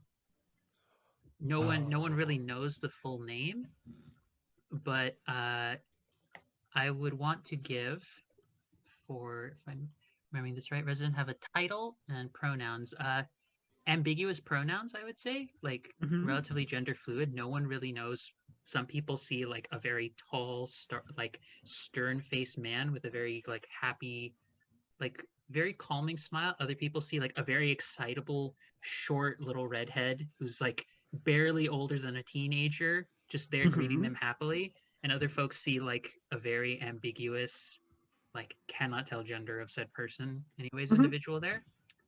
I wanted to give them the title, the Star Shepherd. Ooh. No, go on. Yeah, I don't know if there's anything else I need to add in terms of reputation, but that was sort of the title that I thought would be a good one, as like a welcoming person to it, to the space as well. That's really nice. So the way a resident works is now you come up with a title and the pronouns, and then we play a little vignette. This doesn't have to be, so this vignette can, range in complexity and how it goes on.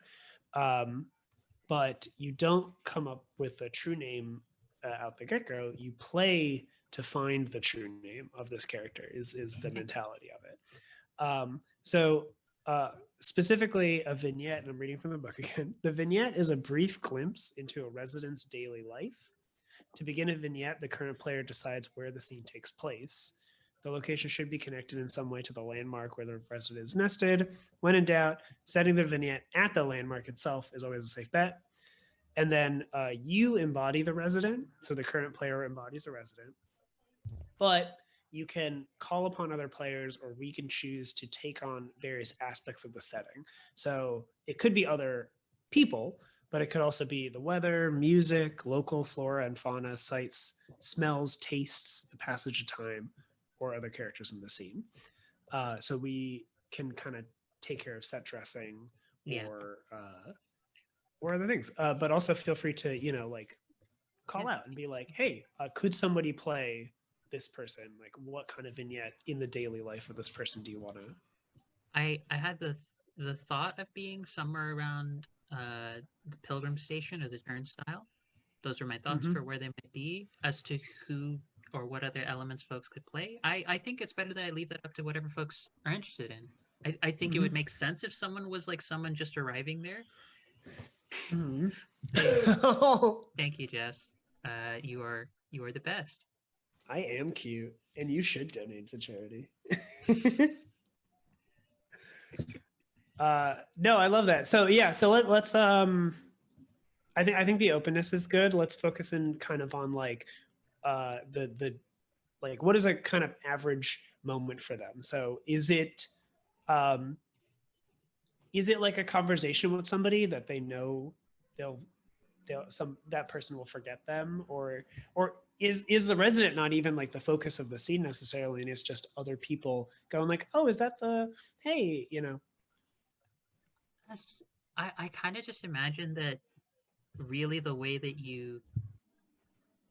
folks, like in my head, which we can always like just play around with it. In my head, I imagine the Star Shepherd was just sort of like, again, playing off of the busker vibe that Vid gave us before we went on. Is just everyone, the thing that changes is always the appearance, but the one thing that never changes is the way folks know about the Star Shepherd is through song. Like they always hear someone singing, and for whatever reason, they're always singing whatever that person needs to know about where to go in the city next. Oh, okay. So I think I might. So I'll jump in the vignette, and I'll say that I am just somebody passing by the turnstile. You're a pilgrim coming in. Yeah, I think. I'd say 2 pilgrims enter. Okay, yeah, for sure. You're giving time for Jess to do the noms. and Jess, you can come in at any point also if you want, like as set dressing and stuff like that. Absolutely no problem. If you're like, ooh, I think that this place, like, what is the sounds of this area? Just picks the genre of music I'm required to sing in this moment. It's true. That's a lot of power, Jess. Shit, I should not have said that. But yeah, I'll go first. So like in this little vignette, right? I think like this is me acting. I gotta. Yeah, do it. I'm a little bit of a hurry. I gotta catch my train, my dream train, and then we decided it was like a slip of paper, right? So you like slot a thing in, then it comes out. And I think like if you're like, so the Star Shepherd is around. Did you say that they were like a friendly person? So it's like people. It can be. It could be. It could be. Okay, yeah. I think like whoever I am, my star folk kind of waves, right? Like it's maybe about like it's a part of the routine of like, oh hey, and we'll like kind of pause, like even they're hectic, they're busy, but they do like kind of stop for a second to say like, hey there. Welcome, dear traveler. Though you fly amidst the stars, welcome to the city, whether you're from near or from far. Oh, oh, that's so good. I think my star folk just kind of collapse, and they're just like, I'll see you around, okay? I'll be back in a bit. Blessings to you wherever you go. Fate will always guide you, though you might not always know where you will go or who you will be. That is for you to find out and see. I love that. I'm like kind of bouncing away, but like backwards as I'm like, goodbye. Can we ask stuff? Like, can I ask stuff of you, of your resident? Yeah, Viditya? Or of me, or of Yeah. it. Yeah, no, because I want to know. Built. Yeah. Having just heard like that song, Mm-hmm. like what would you be feeling? Like, are you feeling more encouraged, more confident, more like curious? I think I am. Like I that's a really good question, because I think like initially, like as I'm going through, I'm like kind of hectic and like, oh, I'm like busy, kind of anxious or whatever. I'm like, I gotta Yeah, go were you like someplace. focus, business, Focus. and now you're like, And I'm like, okay. And I think I like look at the slip of paper, and I'm not quick enough on my feet to come up with like a portent, but but I think like it, and it's even in that dream speak. So like if the camera kind of looks at it and like, it's vague, like the feeling you get is optimistic, right? And I think like that all kind of goes in, right? Because I like the idea of the Star Shepherd. I just feel like okay, yeah, just It's all right. kind of like changes your perception of what the Turnstile of Fate kind of gives you. Like maybe not like it actually literally changes it, but you're kind of like, but it's does kind of like, it though? Were you about to have a bad day until the Star Shepherd just did that? I think it could be like, I really like that. I like that, like, it's kind of like, any kind of divination where it's like, it's kind of up to, a lot of it kind of has to do with also like how you're looking at it, right? Like things can be bad if you look at it at a negative light. But then like, my mindset changed. I was like, you know what? You're right. Like no matter where I go and who I am, I'll have a good day, kind of thing. Yeah. You just had the equivalent of someone reminding you of the theme song to the Arthur show, and now that's what you're at now. That's what I'm imagining. The individual is just like hunched over and just like, God, I gotta do this, and now you're doing the full like Arthur walk from the theme song. Like the whole posture and everything changed. All right, so I see another traveler coming through. It's a young, clean-cut man. I'm gonna just riff on my own Hollywood lane because they look like they are bound for stardom, with clean cut but a kind of Midwestern look, big bags in each hand, and they come through and they grab their little fortune that says "Nothing is following you. Don't let it catch you." And is looking around, marveling at the big city. But so I can imagine the song that they hear would be, "You need to get moving. You don't have time to waste." I actually have a little musical bit I can riff off of this. Don't let it swallow you whole. Don't let it swallow you whole. Don't let it swallow you whole. Don't let the city swallow you whole. Don't let it swallow you whole. It's like a bit of like a waltzy kind of thing that just carries along, but it's like I'm kind of imagining the shepherd is just guiding and just being like, don't get lost in the city. The traveler comes and stops looking up, takes focus, and then nods at the traveler and just starts headed for Hollywayland. Like the traveler focused them, sending them where they needed to go. I do like that. Oh, I had a thought. Oh, I had a thought possibly for the true name. Yeah, no, that's the point. The point. Yeah, that's great. You really played into that. Callaway. Callaway for the name, because I saw in chat someone was saying Falcor call me a Cav, and I was gonna say I'll just name them Cav, but then I remembered the blues singer Cab Calloway, because I was thinking of the song Heidi Heidi Heidi Hi. But what if Yeah. it's two words? Like, I mean, Wait, it doesn't what was have that? to be. What if it's 2 words? Calloway. That changes the tone of the traveler, Oh, of the that shepherd. does. But it's interesting. But Calloway is great. Yeah, no, Callaway, because all the songs just always ring out, and they just kind of always stick with folks. But maybe they change the perspective, but the tone always stays the same. So for Vid's little resident, it's like, you know what? I need to look at this a little more bright. I'm gonna be good. Whereas for the other person coming, it was a little bit more ominous, and it was like, don't forget, don't forget. Everyone what's-" gets their personal earworm of motivation. Basically, there's Yeah. there's an evil version of the shepherd, and they just play the kazoo at you as you enter the turnstile. All you hear is We should put this in the square though, right? Is yeah, it yeah. okay? Yeah. So, Sorry. so yeah, Callaway, the Star Shepherd. I should add that. So yeah, I think within the address around the Turnstile of Fate, like connected to that.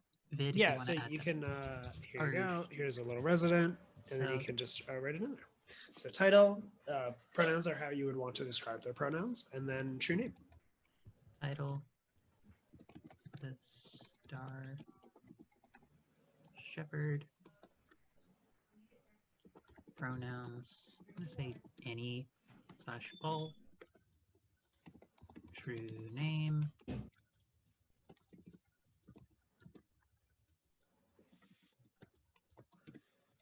Callaway. There we go. That's the resident. That's my turn. Oh, and just gotta connect that. I would like to petition Mm-hmm. to move my placement because I don't like following after Angela because her performances are too good. Yeah, I know. Because every time it's just so good every time, and I'm like, I have to follow this. Yeah. Oh my god. Oh no, people have to remember that Jess is also talented by whatever they do all the time. No, Oh my no. God. Oh my god, I have to follow. We're up all after this hitting bangers here. amazing- Don't worry. Don't Oh, you You worry. worked on, you built the space whale in a way that actually wasn't entirely ridiculous. Like it actually worked. And led to fun things. Yeah. It was perfect. no, We okay. got whale scalpers out of this, Jess. Listen. Well, I will only the only positive reinforcement I will accept is for my amazing signage I have done this whole Your stream. I mean, the That's it. signage is amazing. signage That's is it. That's the also only amazing. that's my only true contribution here. It um all right. Okay. So I want to go to the garden because I Yeah. want more stuff in the garden. And I'm torn between adding another landmark to the garden or adding a resident to the legume. The legume. Legume? I have to say it like that. Comme ça. Legume sounds like is a word that I feel like I'm never pronouncing properly. Like somebody It's- will correct me. It fits the same category as hors d'oeuvres, regardless of Yes, how you and look no, at it it. You'll does. just never Yeah. say it. Even when you say it right, you're like, that doesn't sound like how it's Hors supposed to be said. d'oeuvres, like I'm either saying Horses it wrong. d'oeuvres. You have any horse dovers? Yeah. I'm choking over here. Thank you very much for that, Kevin. Sorry. Okay. I'm sorry. No, we're good. We're good. Horse dovers from Yeah, True. horse dovers, you know. we all know horse dovers. Anyways, so I like when we were, oh gosh, I'm so torn. I like the idea of, God, there's something where we're doing more memory and rebirth. Oh, okay, yeah. So, all right. So there's a resident. There's a resident who question the angry bean is not separate from the legume, right? It's together. Aren't they together, or were they I think separate? the angry being is the Is legume. the legume. Yeah, It's Or the you name. could It's the see tree. you could interpret one as the name of the park and then one the individual statue within, or you could, yeah. or they are the It- same thing. It is a that's true. landmark, and it has a few different names, right? Right. The nice part of the Leona's city is it Lagoon. could be both at once. Yeah, we've They kind know of it, like taken that one. it feels shifting is like a whole thing, right? So Yeah. Mhm. Okay. Well, because what I'm can't help but like focus in on what my eyes are just like womp, like only look at is the ladder to the clouds, and I'm just imagining this little resident who comes to the garden every day, and there are like literally looks for these ladders to climb to, because there's something in the clouds and they don't know what it is, but they know it's going to be there one day. So they come every day to climb these ladders to the clouds, and they just and you know, sometimes people are like, "Hey, what are you looking for?" And they're like, "I don't know. Well, can I help you?" "No, I'll know when I find it." Like it's, Oh, you know, and It's like a little kid who's just always there, like when they feel like a kid who like feeds the birds or something every day. yeah, I think it's a young person. I think it's a young person, and like yeah, some people might be kind of like sad. They're like they come every day, but they're happy about it. They're excited because they know at some point they're gonna find this thing they're looking for. And they know that it's like in these clouds. They just have to check every day, and they'll know it when they see it. They'll know. I love a kid who has given themselves a mission. Yeah, Like we've all done that as a kid and be like, this is the thing I'm gonna do. I'm gonna do this. yeah. They're like, no, this is no way. Yeah, it's great. That's what I do. I love like yeah, like kids who also like give themselves. Yeah, they're like, I have a mission. I'm going on an adventure, and you're like, what? yeah. So this is a resident, so I'm gonna copy the resident. Mhm. And same thing. So title, pronouns, and then we vignette to find their true name. Okay. This kid has an agenda. From the chat. This kid is just such a Kid on a Such a- mission could be their name. this kid Oh, has an God. agenda. This kid is an This agenda. kid is an Good one, BT. Thank you, BT. Oh God. Oh, Okay, that's so good. title, pronouns, and true name. Title, pronouns. Oh, why is my typing not going where? Let's try that again. I did. You know when you don't even look up because you're not a keyboard like a sightless typer? Like I'm not skilled. Skills? What? I don't got those. I can't do it. So I have to look down at my keyboards, and then I don't know that I didn't type something. So true name. All right. Okay. So what is the title? Because okay, our whole thing is memory rebirth. That's the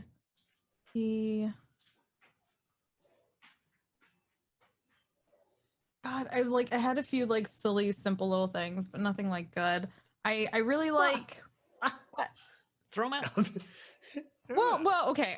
I was thinking of the name like Elliot because it kind of it's connected to stars and stuff like that, so it's a simple, easy one. But I was also thinking, you know how when we were naming the angry bean, people were throwing it out and like being like angry bean legume, it's Leona's legume, and then when you got like little kids and stuff, they pull out parts of the word, and then like so I couldn't help but think of like gum gum because they would like Good. Yes. Yes. Yes. so you would Yes. pull out fully legume. You like if you're a little kid, you'd be like goom goom gum gum. Like it's Oh, like if someone hears the name like Patricia, they don't say Patricia, they'll say like Pat or something like that. yeah. Oh, that's Yeah. so cute. Oh, that's so good. Yeah, because like yeah, because that's I always think of that because I have a baby brother, I'm older sister and a baby brother, and my brother could not do names as a kid, so everyone's name was just a like it wasn't Stephanie, it was Teffy, and it wasn't like, you know what I mean, like it wasn't Jessica, it was just Ka. I was just Ka. Like that was my Aw. whole entire name. That's So- very cute. I am exposing my brother's embarrassment. For all Can to do see names. for money. Somebody should probably donate for this secret information that we've gotten. Yeah. I think Someone should Y'all- donate for the dragging of Jess's Yo, brother. donate and I will tell you all the embarrassing facts about my little brother. for money. Joseph, get in here and donate, or I'm gonna drag you, read you for filth. I'm gonna make a resident. He's just my shit nosed little brother. I'm gonna spend my turn making a vignette of my shit nosed little brother. I'm the shittiest little brother, so I can't do that. I am the middle child, so I get to lord over one of them and then be talked down to by the other one. That's me too. That's how that works. Same page, same page. Same thing. Someone in chat literally said, Jess, we're gonna get your sister in here to tell story. That's how it is. That's how it goes. Okay, so Gum Gum would Gum. be is Gum would be the title, probably. the title. I think it's Gum. Yeah, it's just Gum Gum. It's Gum Gum Gum the Climber? Oh, Gum Gum the yes! Climber. Oh, I love Aw. that. It Oh, ha- that's so cute. Is that so? Would that be is that a true name at that point? Well, the true Like- name we're gonna do the We- vignette we and figured play that out out. to figure Okay. out what you are gonna find out as we do the little vignette. We do all the like scene setup and like window dressing and stuff for like anyone who might interact with Gum Gum. You just get to Aw. play Gum Gum, so you get to be God, a I little love- kid. Okay, I'm ready. So title Gum Gum the Climber, pronouns they them. Okay. That's all I got. And then All right. So what is so now we're gonna set the stage for life in their day of scene, a vignette of their daily life. I think they arrive at the lagoon very early every day, The bean. and you know people greet them like it's very friendly, and not in like, I don't know what the proper word for this would be. Please correct me if this is wrong, but like not in like a hokey way. I don't know what that even. Or Not in a somewhere cheesy way. Not in Yeah. a Patronizing know, way, not yeah, patronizing. not in a exactly. Thank you. an I'm like, authentic way. Might be the yeah, word. we're like, sorry, Yeah. it's like people, like legitimately, people are happy to greet Gum Gum. So Yeah. I could see there would be a guy who has a cart of delicious foods that smell great. And is, hey Gum Gum, how you doing? I see you're all Yeah. packed and ready to go today. Yep, and like Gum Gum doesn't stop. Gum Gum doesn't stop. Like Gum Gum will talk, and Gum will like do the thing where they'll start. You have to start talking to Gum Gum in advance, because Gum Gum doesn't Oh. stop moving. Gum Gum's so on a mission. literally, you start Gum talking to Gum's on Gum a Gum when they're like mission. way down there. Hey, Gum Gum, how's it going? They're like, yeah, I'm ready. That's so good. I'm feeling good about today. You get him, kid. And they even like do that thing. They turn around, they walk backwards, and they're like, thanks, you too. Have a good day. Oh, that's so cute. Gum Gum can walk in all directions. Gum Gum I is a think- skilled walker and climber. I think. Wait, what is a part of the garden is the Star Mothers have made this neighborhood their home as well. So I think like, I think while everybody's like respects Gum Gum's mission, I think there is still like a Star Mother or like a group of them who like take care of Or the they children. like that child's climbing again. Yeah, exactly. Like so there's one who's like kind of, I think like kind of comes out of an alley or comes out of like, well, I guess it's a garden, so maybe instead of an alley it's like a hedge maze. Perfect. Oh, Like comes turn the out of a garden. hedge and is like, Gum Gum, you better get back here, you're late for school. it's the reverse of the falling into hedge gif. Like if the going Yes. backwards into the hedge gif, it's the reverse. Gum Gum.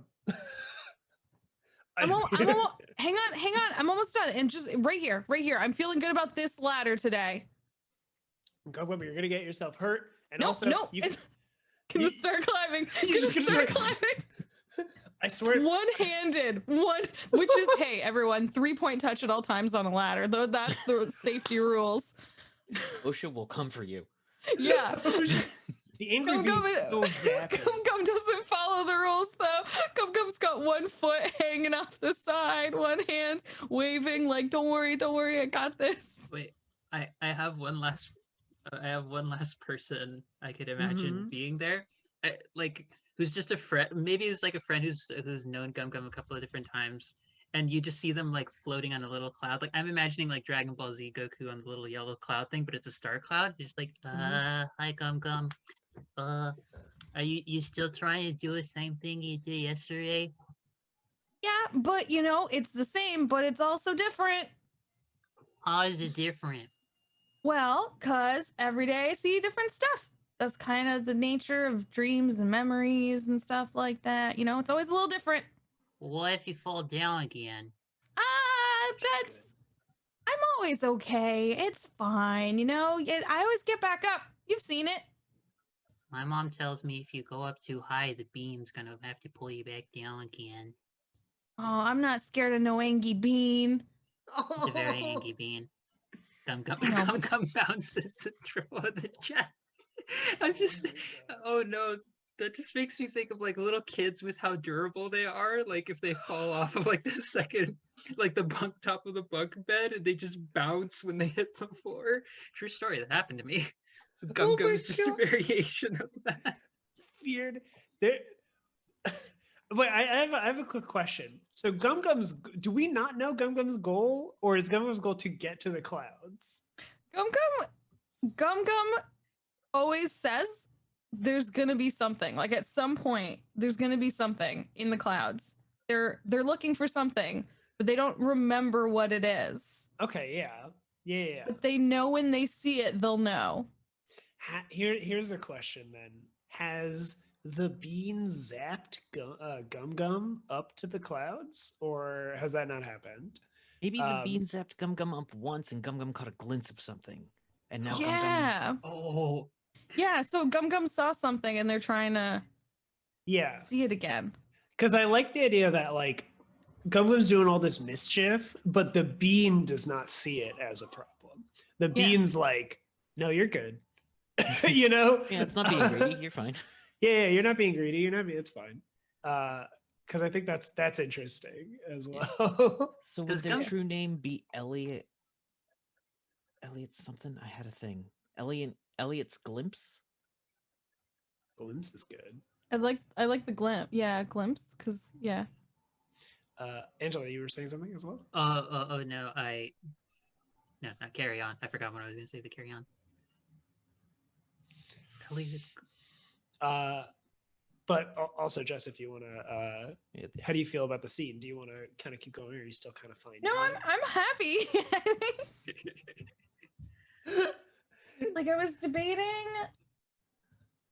like I was going with Elliot or like, is this too literal? Étoile? It's a French name. Yeah, because doesn't it literally mean star? If I believe. But yeah. Is that too literal? No. I was gonna say glimpse. Sometimes the streams étoile. are super literal. Something, yeah. Oh, it's extra cute because it makes me think like they're the neighborhood star. Like even the people who disagree or like disapprove are like their job now they see is to like give like a tiny bit of grief to Gum Gum, but that's just Gum Gum's known in the neighborhood for being that person who keeps trying. Yeah. I feel like a true name is like the local rascal could also be an additional true name. Oh yeah. You can have like a few also if you want. So like so you're like, oh yeah, because I like that the Star Mother is like I gotta scold them, but I'll let them do their thing. It's like they gotta like I gotta do. It's kind of like a job. It's like if I don't say it, Gum Gum will forget. This is more a friendly reminder. Yeah, exactly. It's like it's more a reminder. I also see this as the kind of place where people fall into patterns. Like every day that part plays out. and so those people have to be there to play it out. Oh yeah. Oh, because of the that plays Yeah. into the rebirth theme really well. Like it's a little bit different every time, but everyone always has to play some kind of role like that. But the way they'll do it always changes. But the one constant is Gum Gum is always there. Yeah. Also, I just Car- love we Very named this good. person Caro Gum in Gum. chat suggested Gum Gumption. Gum Gumption is very good. Oh. That is Gum good. Gum Gum Gumption. Just. Perfect. The star mother who wants to call him is come Gum Gum. Oh, come along, Gum Gum. Oh my god. Oh man, how did I like not knowing how Gum Gum's day ends. I don't think we should ever Agreed. find out how Gum No. Gum's day ends. That's It really just good, starts yeah. the We same way should- every time. You just start it. It's like, did you see it? Like, I think like Yeah. somebody on the street goes like, Gum Gum, did you finish your mission? And they just, and like, they never respond. I think it's Yeah. also like, they're already too far ahead. Like, that's like Yeah. the thing. They never really, did you do it? It's like, I have a plan. Did yesterday's plan work? I got a new one kind of thing. You know what I mean? It's like, it's Yeah. always like, Yeah. you never know how it ends. Oh, I love that. Gum I'm Gum. sorry. Gum Gum's This- great. Gum Gum is great. Good I work. love this character so much. I think I'm Okay. good. I think I'm good for Gum Gum Perfect. if y'all are cool. Yeah. Yeah. I think it's Kevin's That's turn now. absolutely Okay. wonderful. So we did get a donation requesting for Sunflower Street, and I'm going to say not directly. I want to put a landmark on Hollyway Lane for Libris Studios. Libris Studios is the production company behind the original Sunflower Street, Oh my god. and it is This being so- reborn with a gritty reboot. Oh, why? This Also, all this feeds donation- into channel in jokes. So Yeah. don't Damn it. worry. I will say that this was donated by Jackie, so thank you so much. Yes, And I so, think Jackie would appreciate landmark. this. Damn it. Put that there. Gritty Sunflower Street reboot. Landmark.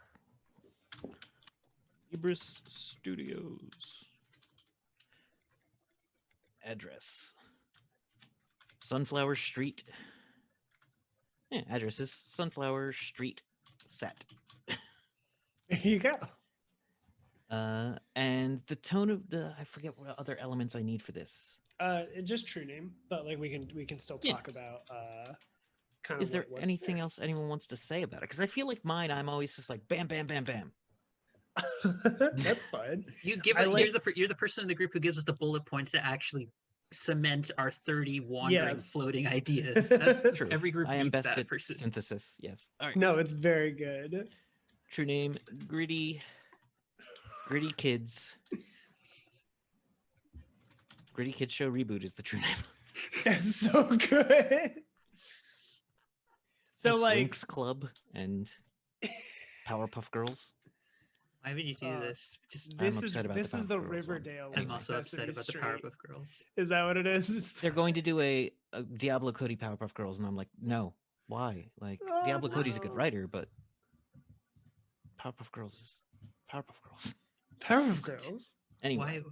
it's me. Just, why do they choose these things? Why did they do this to us? Oh, jeez. We ended up in Uh, the wrong part of the timeline. But yeah, Got so it. this is someone's idea of a Gritty Kid Show reboot, and the fact that it ended up in this dream town means it might not exist, or it might be the start of something actually existing. Oh, that's very good. I love this. I'm okay with this just like being it. Yeah, I like this as a possibility because this suggests in an alternate world and timeline that we have the possibility to stop this from being a thing. that we can prevent gritty reboots of kid shows. That would be nice. I would approve of this greatly. It's like Yeah. Archie, but what if everyone's doing it? Why? Yes, that Anyway. face you just made is just my feeling towards all of it. It's just like, why? Why Uh, would you do this? People enjoy it, so I wish them all the joy. do they? Yes, do they? my wife loves it. She's like, it's so ridiculous. Anyhow, All right. But yeah, I'm good with that. So It's my turn now. And I'm going to create a resident. We've been dropping residents all over, but I want to put somebody in. What is it? I want to put somebody with the weaponsmith. Oh, we haven't touched the weaponsmith. Yeah, I forgot about that. Yeah. And thinking about memory and rebirth. So we got another donation. This is also me looping in a donation for a person named Alistair Bronte. And I just really like that name. So I'm gonna make that a person, and their pronouns will be, let's do like he, they. And Alistair's thing is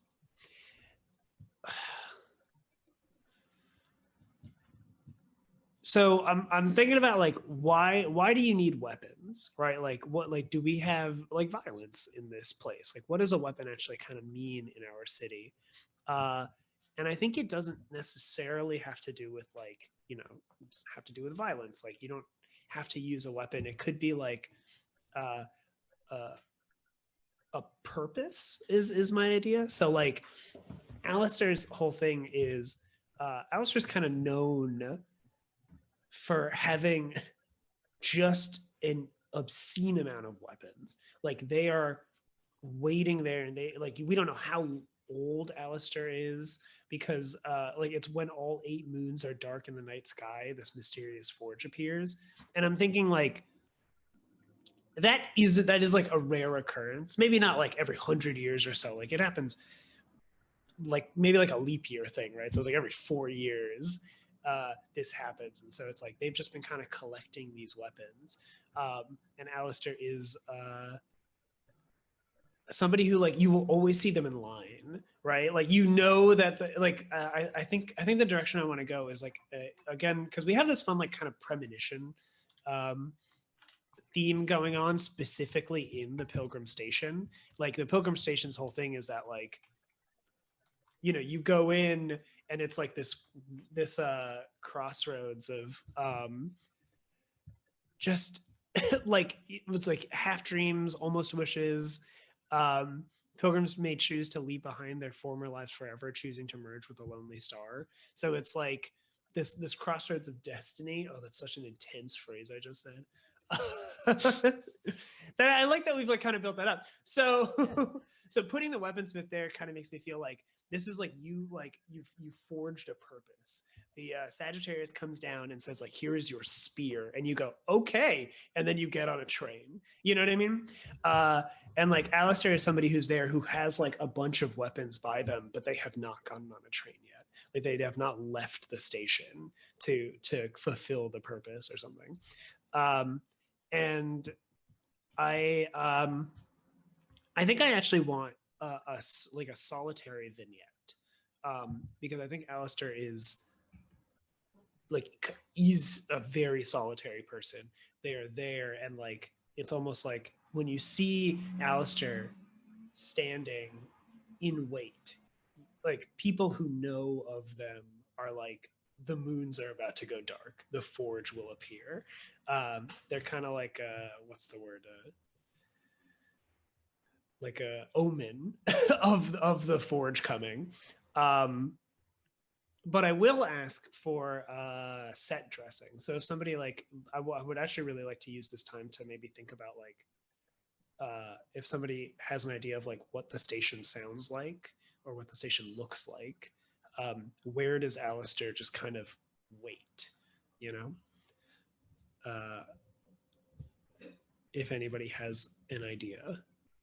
I'm thinking that you hear underground trains, above ground trains, the sound of cabs and other cars outside, and maybe occasionally a plane, but no one really knows about why.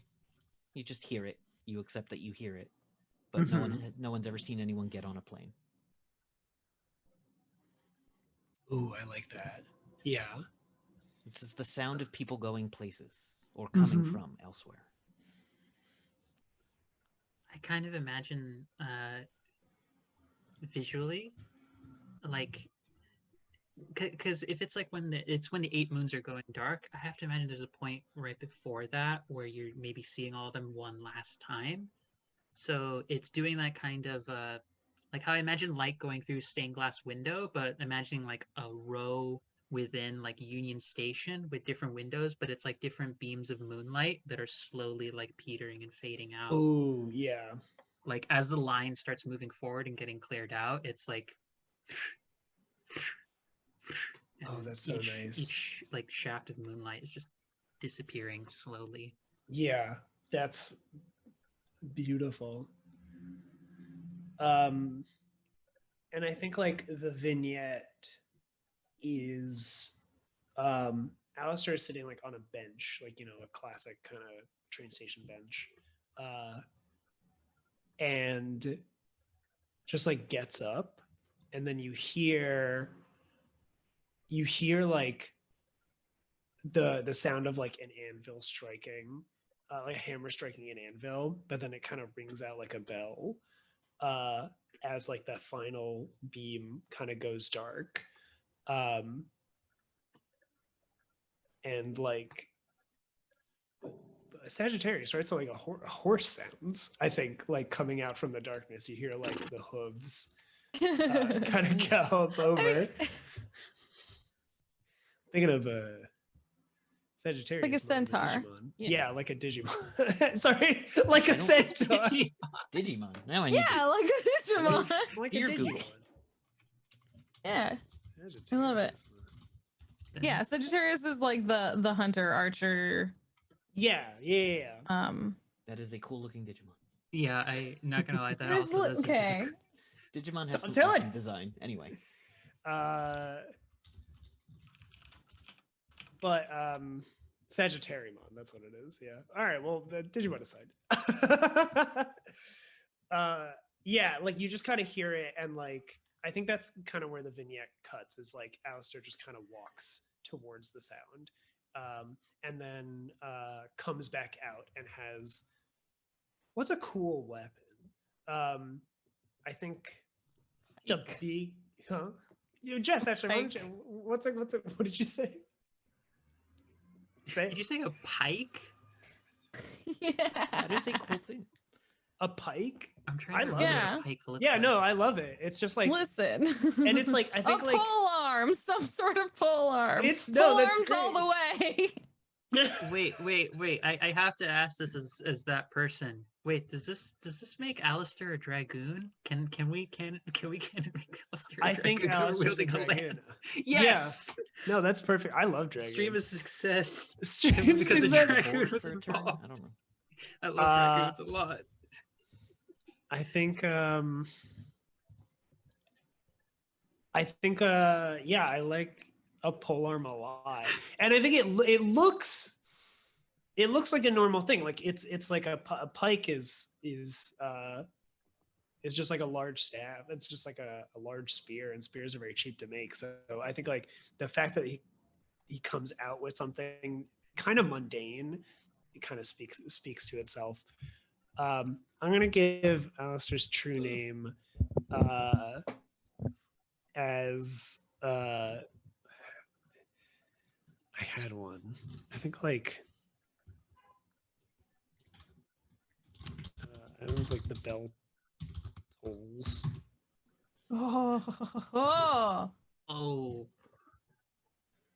That's yeah. That's good. I mean, that's ominous as hell. Yeah. I love it. Yeah. Because something's about to go down when that shows up. When they are like whatever scene they walk into next is going to be intense. If it wasn't a scene, it will be a scene once Alistair walks into it. Yeah. So what are you doing? I'm just walking. Yeah, you got a long lance there. Yeah, I know. Just carries on. You going anywhere? Nope. Like we noticed that all the moonlight is going out behind you. Yeah, I know. Yeah. It always goes out when Yeah, I'm I know. around. I'm aware. It's like somebody's a All right. badass here. Let's do our event. And then we should probably check in about needing a break, which might be a good idea, Yeah. considering we've done a whole nother round. So Mhm. hold an event. Finish the round by showing how the city changes. Whoever declared the compass declares the event. So that is going to be me. Yep. So an event has to is linked to a card, preferably one that was created this round, and that's about it. And then you can change something about the card or cards around it, or like any other cards. If you want. I'm trying to remember all the ones. Was Hollyway Lane was the last round, right?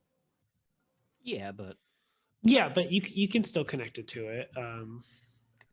well, we just had Libra Studios show up on Hollywood Lane. Yeah. Well, It because doesn't have I to be was. tied to that. I kind of want a really famous.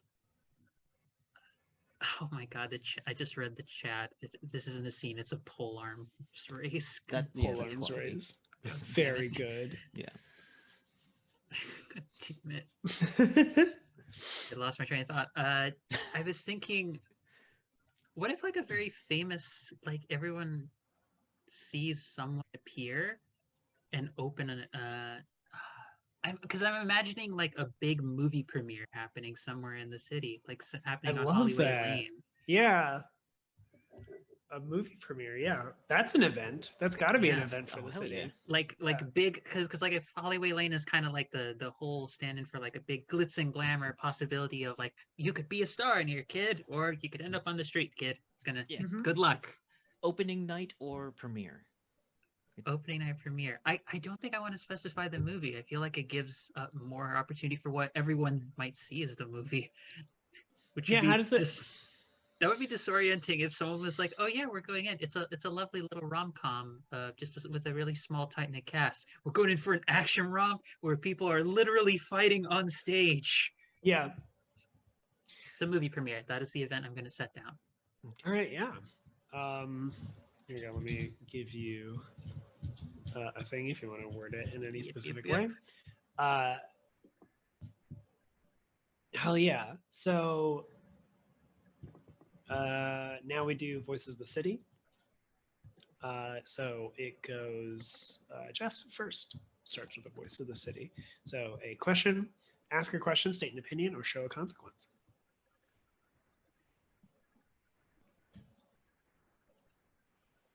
Trying to think.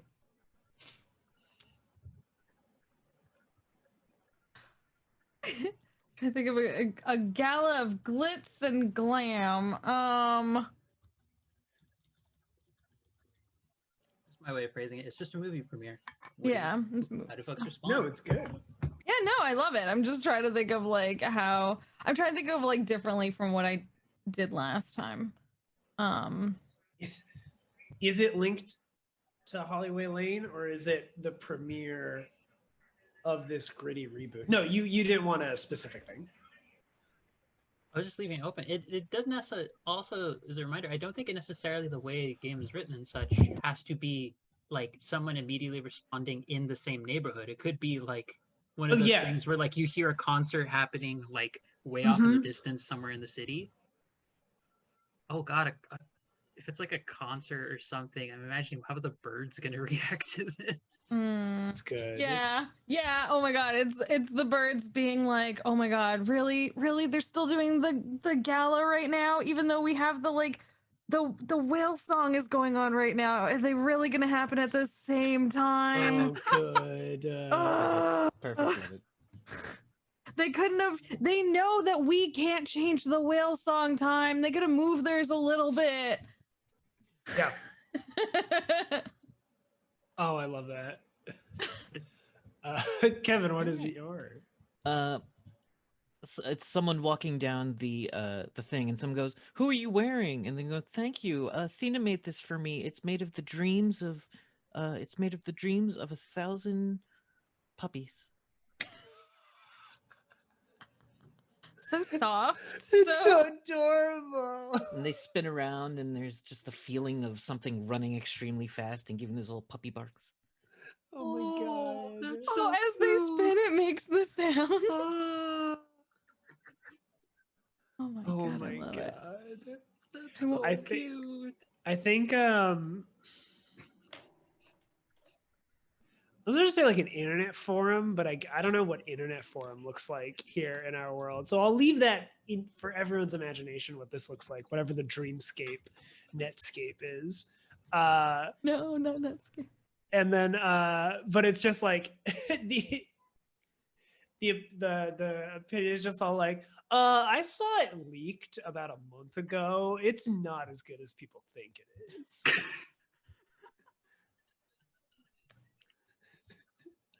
I saw it on Rotten Dream Tomatoes. I saw it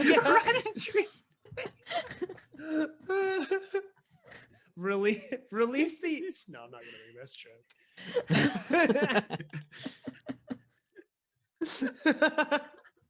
The fact that you still laughed at your own joke you didn't Of say it made it better. It's very funny. It's just not good.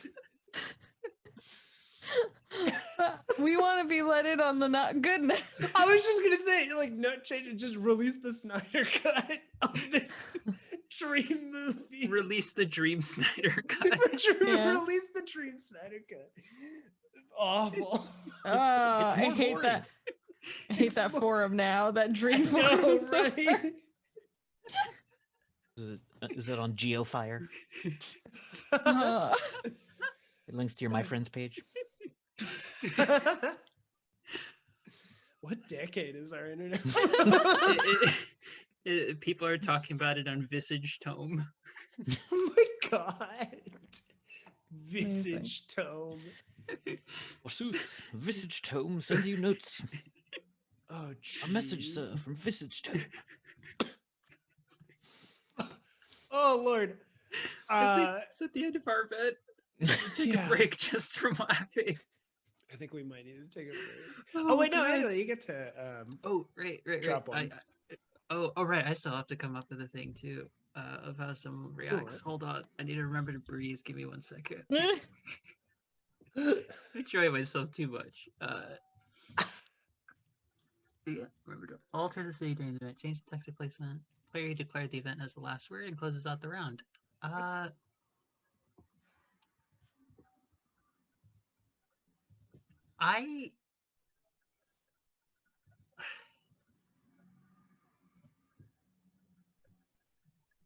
actually I want to do a slightly cutesy but slightly sad sort of response of someone near what is it called, the Garden District, who actually doesn't like the gala happening, but the reason is because they're a friend of Gum Gum. And they're sad that anything would take away from people paying attention to Gum Gum's effort to try and climb up to the clouds. damn. So they're like, how do you feel about it? It's like it's like I'm imagining like a full like dreamy attired like stiff suit like individual going up to like a little kid. "Hey, what is your opinion of this movie premiere?" It's like, well, if I'm gonna be honest, I don't like it. People don't pay attention to Gum. Exactly. Just like, what is your opinion? It's just a little girl from the meme about where were you at the fall of capitalism. Oh my god. This dream attired version is her response. He's like, well, if I'm being frank, sir, I don't feel like I'm exactly the right age for you to be interviewing me about this without an adult here. But also, I don't like it that people aren't paying attention to Gum Gum. So that is my opinion. Now, if you'll excuse me, I'm going to go kick the star ball. This little star folk is pushing the Gum Gum agenda. This is all whataboutism. What about Gum Gum? Oh, this is so good. All right, we're gonna take a quick gonna break. take a It's break. 4 o'clock. We have so sadly we're not gonna be able to get through everybody. So sorry, but we've been having a great time because we're gonna be ending around 4:45 is actually when our stream ends to make room for Brosagate Doc. So stick around for our final round, which Jess will be front running. And we'll be back in like, let's do, is 5 minutes okay? So that we can Yeah. kind of keep as much time as we can. Works for me. Yeah, so everybody wait around And We'll see you real shortly. welcome back, everybody, to welcome back to our Stream Magic game here on the All Nerds Here Palentine's Day stream. We should go right into Jess's thing, but real quick, remember, we are raising money for races. We have hit $665. That's incredible. We still have hours of content moving forward. So if you're thinking about donating for us, you could just wait, come back in like an hour when we're going to play Bros the Gated Dock, and then you can get some really fun incentives there where you can get people to, pull out puppets or like put on wigs. Like there's a bunch of really good stuff there. So don't feel bad if you can't donate for our game. Save that money, donate for the next game, and also share. Let everybody know that there's going to be Gay Pirates really soon, right after our Street Magic game, because I think people are going to love it. But so we can get more into our Street Magic game, I'm going to toss it over to Jess, who is starting our round with a new compass. I do have a very magical deer antler hat, and if someone donates right now, I will wear it for the rest of the stream. It has moving ears. It's pretty wonderful. Anyways, Somebody donate right now. Give it at an least- amount. At least $20. Oh, At least no. $20, No, it's gotta and be I'll wear more. it. What? Make them work for it more. $50, and I will wear for you my comedic deer head. The rest of the stream. Somebody Anyways, please clip Comedic that. deer head is a Somebody phrase. please clip this. This has got to be a That standard. statement. That's a standard amongst all your streams, right? yeah. $50 and I will Exactly. wear my comedic deer head. This is a statement that has been uttered. I will do cute deer things for you if you donate right now. I'm going to choose. I'm going to choose one of the sample compasses because I really like them. Mhm. Yeah, that's the other thing. Sorry, someone in chat said the hat is very hot. So I'm also like, not only is it cute and it's funny, but I'm committing to be very uncomfortable for like 45 minutes. Good. I'm gonna go with 500. Oracles and Prophecies for our Oracles and next, Prophecies. because I like Hell that yeah. one and I like the donut, and so I'm gonna put round. Oh, I put round 2 because round 3 because that's where we are. And then I'm gonna make this like bigger. Okay. A little bigger for. Your hat has Yep. been added to the donation. Oh no! Cute. All right. Oh, it's up as a target, so perfect. Yeah. And then I go ahead and do a thing, right? Mm-hmm.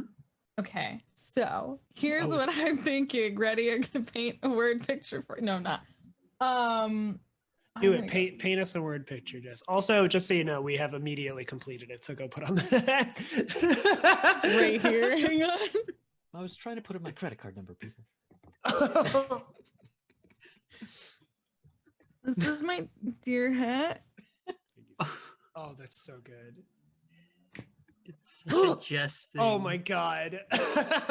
Oh my god. Oh, that's Worth it. Money What's well, that? well put. Did you remember that we're doing this for a charity? You can go donate right now! Exclamation point donate in the chat right now. Go do it. This is beautiful. There's your advertising. That's clip that. There you go. Money Twitch. well spent. Send that around. Thank Twitter. you. We'll now proceed with this and act very serious. Ready? Okay. So this is what I'm picturing. Give me a second, get back in my chair. I'm gonna add another landmark is what I want to do. Mhm. If that is cool. And I would like to add another landmark to the garden. And I would like to call this landmark the patch. And the patch is a place, since our theme is oracles and prophecies, is a place where there is, I don't know who gardens it, but it is tended to, and there are dreams and prophecies in it. Like, so you pitch. Does it like grow dreams and prophecies? Yeah, and if you don't tend to it well enough, There we go. If you don't tend, sorry, what did I miss? No. I'm like, that's it. You hit it. Yeah, like if you don't tend to it well enough, then the prophecies can go bad. And like if you catch them at the right time, but like it takes an expert. It takes like a very long time to be a good caretaker of the patch. And it's a very difficult skill. But trying to think. Yeah, if like an expert tender of the patch can like tell when like the prophecies are like ripe for the picking. But if they get picked wrong, then it might prophesy something quite bad. Or if they're left to rot, if the prophecies are like left. Ooh. Yeah, that's juicy. Literally. Just imagining a patch where watermelon are being grown, but it's someone who tends to it is doing this thing like some folks do at the market where they hit the side of a fruit to tell if it's like ready or not, and then someone's like, how is this like someone who doesn't know what's going on, it's like, what's happening? It's like they're checking it. It's like, yeah, that one not ready yet. It's saying you're going to die in 3 weeks. It'll take about another 3 weeks to be ready. I love that. Oh my god. It's like, we need to get it to be married in 3 weeks. We gotta give it some more time. Yeah. Oh yeah, if you hit it at just the right point, like it'll prophesy something good in 3 weeks. But right now it's a little underripe. It's you don't want it right now. I love somebody's like, wait, so am I gonna do it in 3 weeks? We'll see. It's fine. No, it hasn't. No one's cracked it open yet. We haven't like. Just gonna put it back down in the ground. Just gonna put it back down in the soil. That makes the phrase sour was it sour grapes? Far more sinister a statement now. That's really good. Oh god, I love that. Okay, that's good. He has sour grapes. Ooh. It's ominous. Oh, it's so good. That is great. So the landmark, what is its address, right? So is the address a Garden of Dreams and Prophecies, or is it like... I just I've played this game before. I'm just not good at it. Give me 1 second. Don't you worry. Take your time. Right. So I need to come up with, you literally wrote it out and I should know this. Needs an address. The address is, what is the address?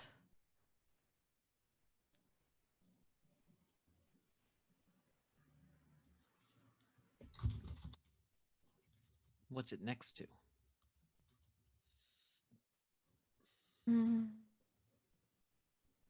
What is it next to? It's in the Garden District.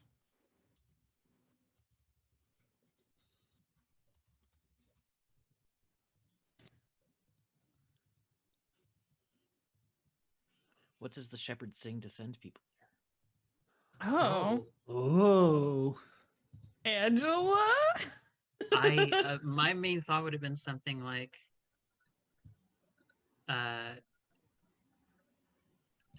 turn right at good fortunes and left at ill omens, or something like that. Oh, that's a great address. That's perfect. So That's such a good. good address.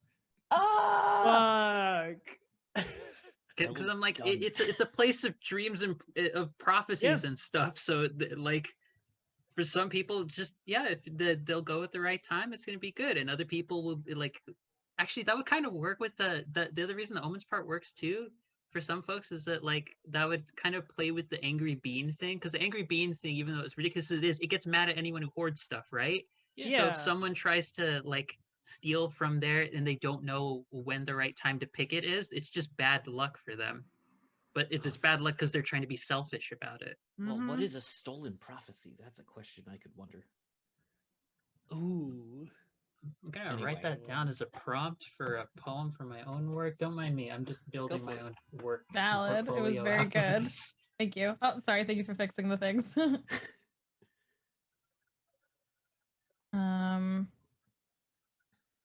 what was? Oh, and then it needs like a true name, right? Mm-hmm. So that's the okay. Address, true name.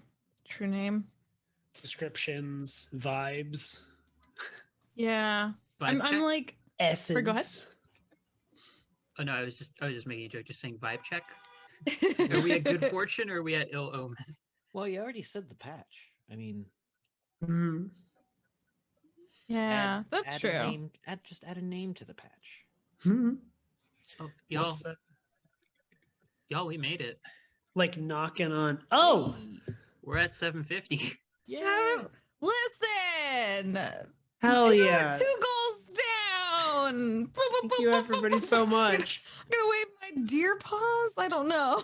You have deer paws. Wave those HTV deer hooves. paws. This makes no sense. Wait, hold up. Oh my god, you're right. What the fuck? It's the deer paws patch. Thank you, everybody, so much for donating. We have hit our second goal. This is incredible. Again, remember, we still have 2 incredible shows left, hours of content.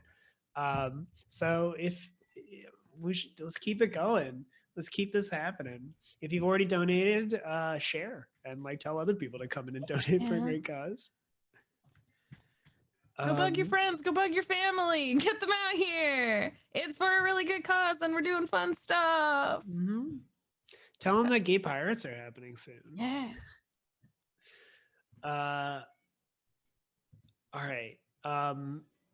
Yeah, a true name, I guess. Like, Yeah. I actually, if I could propose one, I think like the knocking on underripe vegetables, or like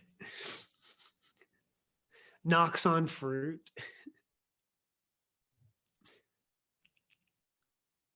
Yeah, I'm trying to knock on fruit. Yeah. I'm trying to think of. I mean, a good name could just be Prophetic Gourd. Oh, yes, that's the one. Yes, that's very good. Sold. Yes, very good. Teamwork makes the dream work. Myers, you've done it again. I'm taking a lot from how they named the true names of the examples. It was very easy to. There we go. Riff on that. I love it. Speaking of riffing on it, I need something. Yeah. Yeah. It's your turn. It is my turn, and for the first time, I haven't been thinking about it for 25 minutes. Let's see what's there. Well, omens and oracles and prophecies, right? Oracles and prophecies. So suddenly I'm getting a scene in my brain of 2 people who show up following a prophecy and star-crossed lovers. Is there like a bridge? Like, is there like one of those like lock bridges in our city? Yes. A bridge between, but it's a metaphorical bridge. Ooh. It's 8 bars of a song. No, it's. I'll start working on that. You don't have to. I do love metaphorical bridge. It's the metaphorical bridge of. It's a bridge where you find it when you are ready to have found it, but not before. So it is the unfound bridge, or the unwandered bridge. Unwandered bridge. That's a great. That is, yeah. But and that would be not far from Pilgrim Station, I think. Sure. It actually doesn't matter where it is in the city, but actually no, it's by the Chained Bird. So it's by like this large kind of pub area. Yeah, sometimes people leave it looking for one thing and then they end up on the unwandered bridge and it's where they're meant to be. That's very good. Um, That's also a good true name. I was literally gonna say that. I really like like where you're meant to be or something along that lines as like a name or a place or an address. Yeah. Oh, that's a perfect address. Where the name or the address is where they first met. Oh, that's beautiful. That's beautiful. Yeah, let me. Sorry, I should have been doing this. That's fine. You were coming up with a whole brilliant Sometimes thing. you're Oh, I just- didn't write it down. You're Yeah. in the. I'm in the zone. No, I'm in the wandering. I'm just gonna make it super huge. That's fine. The Unwandered Bridge. Address.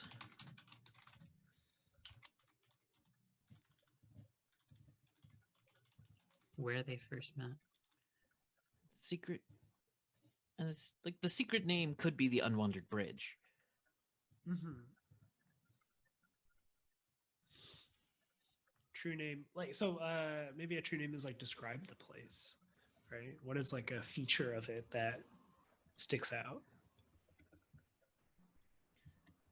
Star lanterns. Ooh. Star lanterns over quiet water. That's a feeling, but I think that is also just the true name of it. Perfect. Yeah, true Is names that can be feeling feelings. of it's like it's a place which is special and quiet and ready and potential. So, yes, star lanterns.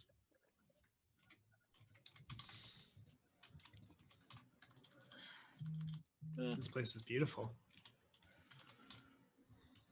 It's a perfect place to talk about later when they first met. Oh. It's where meet cutes happen. Yeah, I like that a lot. I love that. I love how wholesome so many different parts of the city are, and then also moments of the angry bean and other things showing up. Like it's a good, it's good diversity. It's good. Yeah, a city has a lot, right? Yeah. And I think it's literally one of our words is shifting, right? So like your experience in the city varies. We got 20 minutes, so I'll do something real quick. Oracles and prophecies. I actually want to bring in. I'm going to basically just do my thing real quick. I want to bring in the Starfall Beach, because so just to read it again, it's a landmark where stars fall here. When stars fall here, they take longer to rise from the depths and take on even stranger forms than most. They are made of the dreams of every ocean in the cosmos, and an ocean's dream is always a difficult one to bear. Starfolk keep to themselves and rarely seek company. And then the true name is Pisces Grasp. I'm gonna bring it in. It is a landmark of the. I want to put it in the Garden District. So like it's like a seaside garden now, right? But I'm gonna add a little something to it, or I'm gonna like change it up a little bit to fit our compass, because I like the idea of these deep star folk are kind of like they're like they come up here. I'm just gonna I'll just take a thing and Yeah, you can add redo on it. top of it. Yeah. I'm gonna say like you go to them. They're kind of like they're like oracles. So like they come out and their whole thing is like the way that these starfolk are different is that and maybe the star shepherd is a deep starfolk. Like they don't maybe they don't have a future of their own. Instead they can prophesize futures of others. Like, well, the starfolk of Luminous shift and change and their destinies form.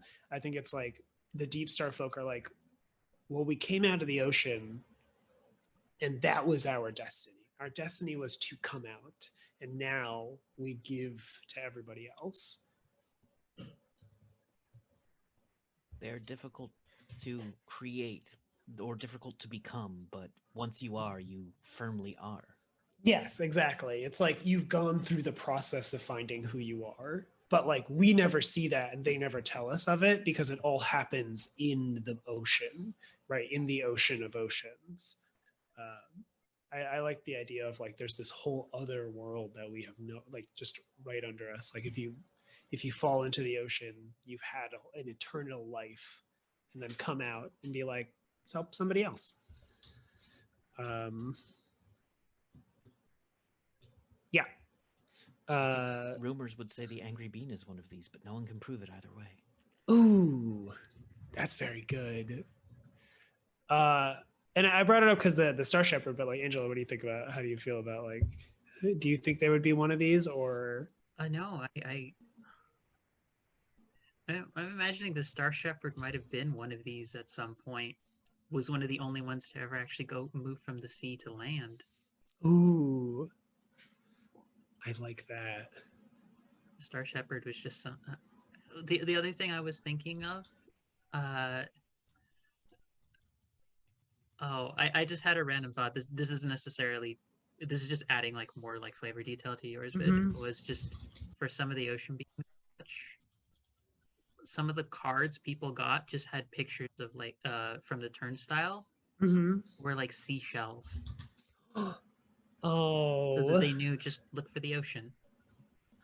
Like you're good for, and some of it will be the people who are like, I'm wearing a suit, and I'm like, I got a suitcase, I got a nice outfit and everything. Why do you want me to go to the sea? I got no business going to be in the sea. Then they go and they're like, oh, this is kind of nice. That's so nice. Yeah, I think you should leave it a little bigger. Just tag it to it. Yeah, I'm gonna, cause I'm like, there we go. I'm gonna. Perfect. Okay, that's mine. We have 15 minutes, so I think it's Angela does one.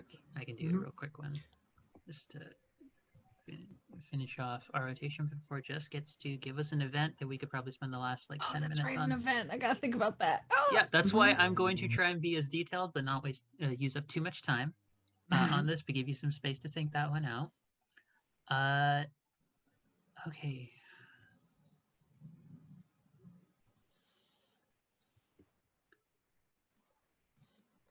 I think I want to build off of some of these. I want to build off of its idea from the Starfall Beach. They're made of dreams of every ocean in the cosmos. I don't know if it necessarily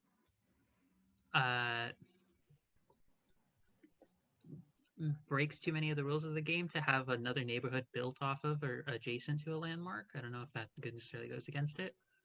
But I was thinking near Starfall Beach, a spot called Dreamer's Alley or Dreamer's Lane, where it for all the folks who have the ambition to try, who actually want to aspire to be in the sea. They're like they're the folks who like have just a spot where they've created a little like collective living zone for one another, where they're just sort of out in the sea, just trying to hold out until they can get there. This is for all the folks who are actively engaged, as opposed to just like it's a spot where people know that happens. This is the area where folks like, we want to build. Yeah, we want to build this place together. Yeah, sound. Dreamer's sound. Dreamer's call or Dreamer's echo. Ooh, echo is nice. Yeah. Dreamer's echo. Yeah. I think that works. So let me see if if you could add a card. Originally, I was going for sound like Puget Sound, but because so Echo is taking it even a step cooler. Yeah, I like Echo, and I think the true name. Here you go. That was a landmark, right? My bad. Yeah. Yeah.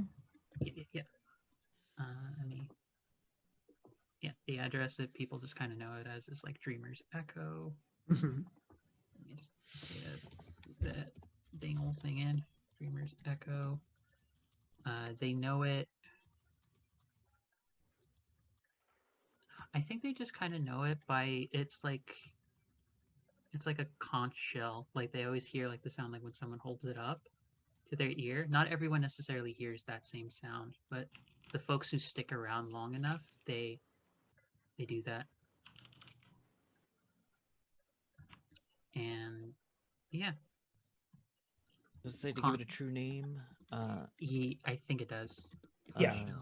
Leviathans. The song is that Say to Leviathan's Tears. oh, Oh, There you go. Well what's done. the name of my Just- oh my god, why you do this? Leviathan's Tears. That sounds like that's gonna be the name of my space opera trilogy. It's just so grand and The three names for the trilogy are Dreamer's Echo, Conch Shell Memories, and then Leviathan's Leviathan's Tears. Tears. Oh my god. Perfect. There we Let go. me. You're welcome. I want royalties. That's mine. That's my turn. To move it over to Jess because I know we want to give them whether for the event or if we Are we gonna? move to. What do you want to do? I think we should probably end because the Okay. our call time has to be 4:45, so that the next stream has some time to prepare. I was just gonna make a beach party anyway. It's fine. Oh fuck! Put it on the board. Beach No, I party. was just saying Beach beach party. party. That was the Beach- event. It was a beach party. Perfect. I'm gonna write it in. Beach Party. It needs to be canon on the board. I refuse to let this game die without putting it Canon. on there. We Lizard gotta folk, like Frankie, and screen cap this board and like this is Yep. Lizard Folky, Give us- Frankie, and Annette. I don't know. Yeah. y'all. This game so good. This game's so good. It's so good. It It's so good. like And it could I go a lot of really really. liked Yeah, all of you this. got- yeah, me too. Like this, it has so many different like moody but also like sweet, but also could go really like grim and like sad, but it could also just be sweet and wholesome. Like Yeah. there's no wrong tone for this game. It can just kind of fit whatever you want, and that's so good. It's Yeah. so good. Yeah. Yeah. So Beach to party. finish off our stream, thank you everybody for coming by. Thank you for those who have stayed through to watch our I'm sorry, did you say Street Magic game? Just to say, this game was made by Caro Asercion, so wonderful designer. Please go support them if you like this. Go by, there's a link in chat. Lucha Libris put it in. Thank you, Simon. Also, we used the Luminous City of Vale's Easy Streets thing. If you buy the game, you get all the Easy Streets supplements alongside it. And it's super cool. So if you want to just jump in, see what some great designers I'm in there have written for this game, you can go ahead. Real quick, I'll do an exit at the end because it basically just has to do with the stream. But I want to make sure that I give some time for Jess. Thank you so much for being a wonderful guest on our stream, because you are not an All Nerds Here cast member, but you are a good fan, a wonderful human being to many of us, and a wonderful supporter of the channel also. So please, I want to give you some time to plug yourself into this audience. Go. Get some So good beans. here was my idea: Star Shower Beach Party. Everyone, this is what I'm going to use my time to do now. Yes. Use your time however you want. Listen. Thank you so much for having me on, y'all. This channel, y'all are doing such good stuff. I really appreciate it. Thank you for letting me be part of this wonderful charity event. And anyone who's here, if you haven't already, don't forget to check out that ! Donate button. And if you have done that already, then go shout at other people to do it, please, because it is a very good, very important cause. And there's lots more games coming up and lots of, fun to be had messing with folks in games. Just saying, lots of good stuff still. But yeah, thank you so much for having me. If you don't already know me, my name is Jess, and you can find me in most places online under go_JG, unless they wouldn't let me do that, and then it's probably go Jess, or so. It's basically me cheering myself on. Go Jess. That's So good. Is that actually what I love that? Good. I love that so That's much. Love it. in case you didn't know, JG is my initials, so it's literally go Jess, go JG. Like, Oh, that's so good. it's silly, but yeah. So yeah, and I do wide variety. I stream almost every day of the week. So you can find me on my channel doing video games. You can find me over on Roll20, Roll20's channel, co-producing Indie Showcase, where we showcase indie tabletop games and we bring on a new cast of folks to play every week. This coming Tuesday, we're going to be playing Humblewood. I'm very, very excited to be playing that, as I'm a fan of. It's a small Canadian company that made that. I really like getting to play animal people. Guess what kind of animal I might be playing? Oh, some kind of Oh badger? dear, I don't know. But Dear. yeah, like I said, over on my channel, I play video games. We do tabletop role-playing games. You can find me over on Roll20's channel. You can find me on Salty Sweet Games. You can find my games over on itch.io. I haven't made any in a while, but I've got several started, so maybe at some point I'll get the rest of them out. The eternal mood, I feel like, for a lot of folks. But yeah, I'm happy to be here. Thank you so much for letting me play this game with y'all. It was so much fun. Y'all are so great. And Angela, I was absolutely devastated by all your music. So anytime you want to, where the links are to your music, please let me know. Oh my god. Sure.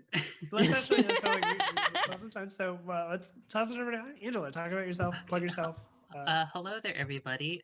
Thank you so much for not only knocking it out of the park with our first goal within the first hour of us playing, but as throughout this whole other bit, we've knocked out a second goal and we are on our way towards our third. So some of the information on that is a little out, but will be relevant to another game that will be present on Sundays very soon. We'll get into that later, but hi, I'm Angela. You can find me on Patreon at PhilosophyFem, or you can find me at Twitter at Phoenix24Fem. I am a writer for the online collective of Art for Ourselves, which is an all QT POC online media publication, which we just came out with the most recent issue, I believe, yesterday. So a few other of our writers have just contributed to there. I am a writer who sadly was not able to contribute for this issue, but will for the next one. I have a podcast queerly with my partner of 9+ years called Queerly Yours, where we're both trans and involved in polyamorous relationship we've had for 9+ years. So we talk about a lot of things, namely the usual fallback of talk to your partner. No, really, for the love of God, talk to your partner. Actually, just talk to them. Yeah. Communication, it's what about this problem? No, it's just literally just actually talk to your partner about it. Stop doing the runaround with everyone else. Talk to your partner. And I'm also here for All Nerds Here Games. I'm over at Utopia for games that happen over there, which is also another amazing channel, all BIMPOC space. And yeah, if you want to catch some of my previous work, you can find it over on YouTube for the Heroes Without Limits Plains of Providence campaign that just ended last season that I got to run for Quest RPG, which, Jess, if you need someone to run Quest for you, hi. And also, yeah, if you want to catch my music and such, that is also on the Patreon, where currently I have 64 poems that are available for patrons to read, half of which are publicly available. And I've just recently, this past month, started doing my own personal creature designs and my own music. I have a few examples that are available for patrons of certain tiers. And I'm also working on a game that's stalled for a bit that is literally called Woodland Adventurers, where you play little woodland creatures looking for their friend, a la Christopher Robin. Search for Christopher Robin movie. So that is me. That is a lot. Someone take it away from me. Wonderful. Kevin, you talk about yourself. Y'all make me feel lazy. So hello, my name is Kevin. You can find me on Twitter as BysoniccKevin. I don't post very much, but I spend a lot of time on the Discords. This channel is included. You can find me running my game of Rifts, which has been fine-tuned to be more, I run a game for the people that I like and to make everyone feel safe at the table. And so you can find me on Nerds with Dice on Twitch, and I'm here every now and then. So that is the wrong Kevin for Kevin for the chat, but it's okay. I'm only guest starring on this. I'm this channel's occasional guest star. Yeah. Nice to see you all, and thank you so much for inviting me, and thanks for donating, everybody. Wonderful. vid, you're up. Hype yeah. yourself. So I'll have myself I will actually defer my time to hype myself to instead talk about the channel and the charity again. Mostly because I mean well, okay, fine. You can find me on Twitter at Viditya Valetti. I am a game designer, and also you can find my games at vidityavaletti.itch.io. And I am available for design consultation if you wanna pay me to tell you that your game is good or bad or how to make your game good. It's really fun. I'm pretty good at it. And listen, I have a degree in game design. You want to use my 5 years of knowledge on playtesting, pay me. But you can also follow me on Twitch, Viditya Valetti, all this whatnot. But real quick, fuck, I have Zeke. No, I'm gonna be on another thing that I can plug myself. Let's say what else? Thank you everybody for stopping by here. If you were with us and you had to leave, thank you so much. If you just came in, stick around, because coming up next is gay isn't bro to doc. Bro, isn't gay to doc?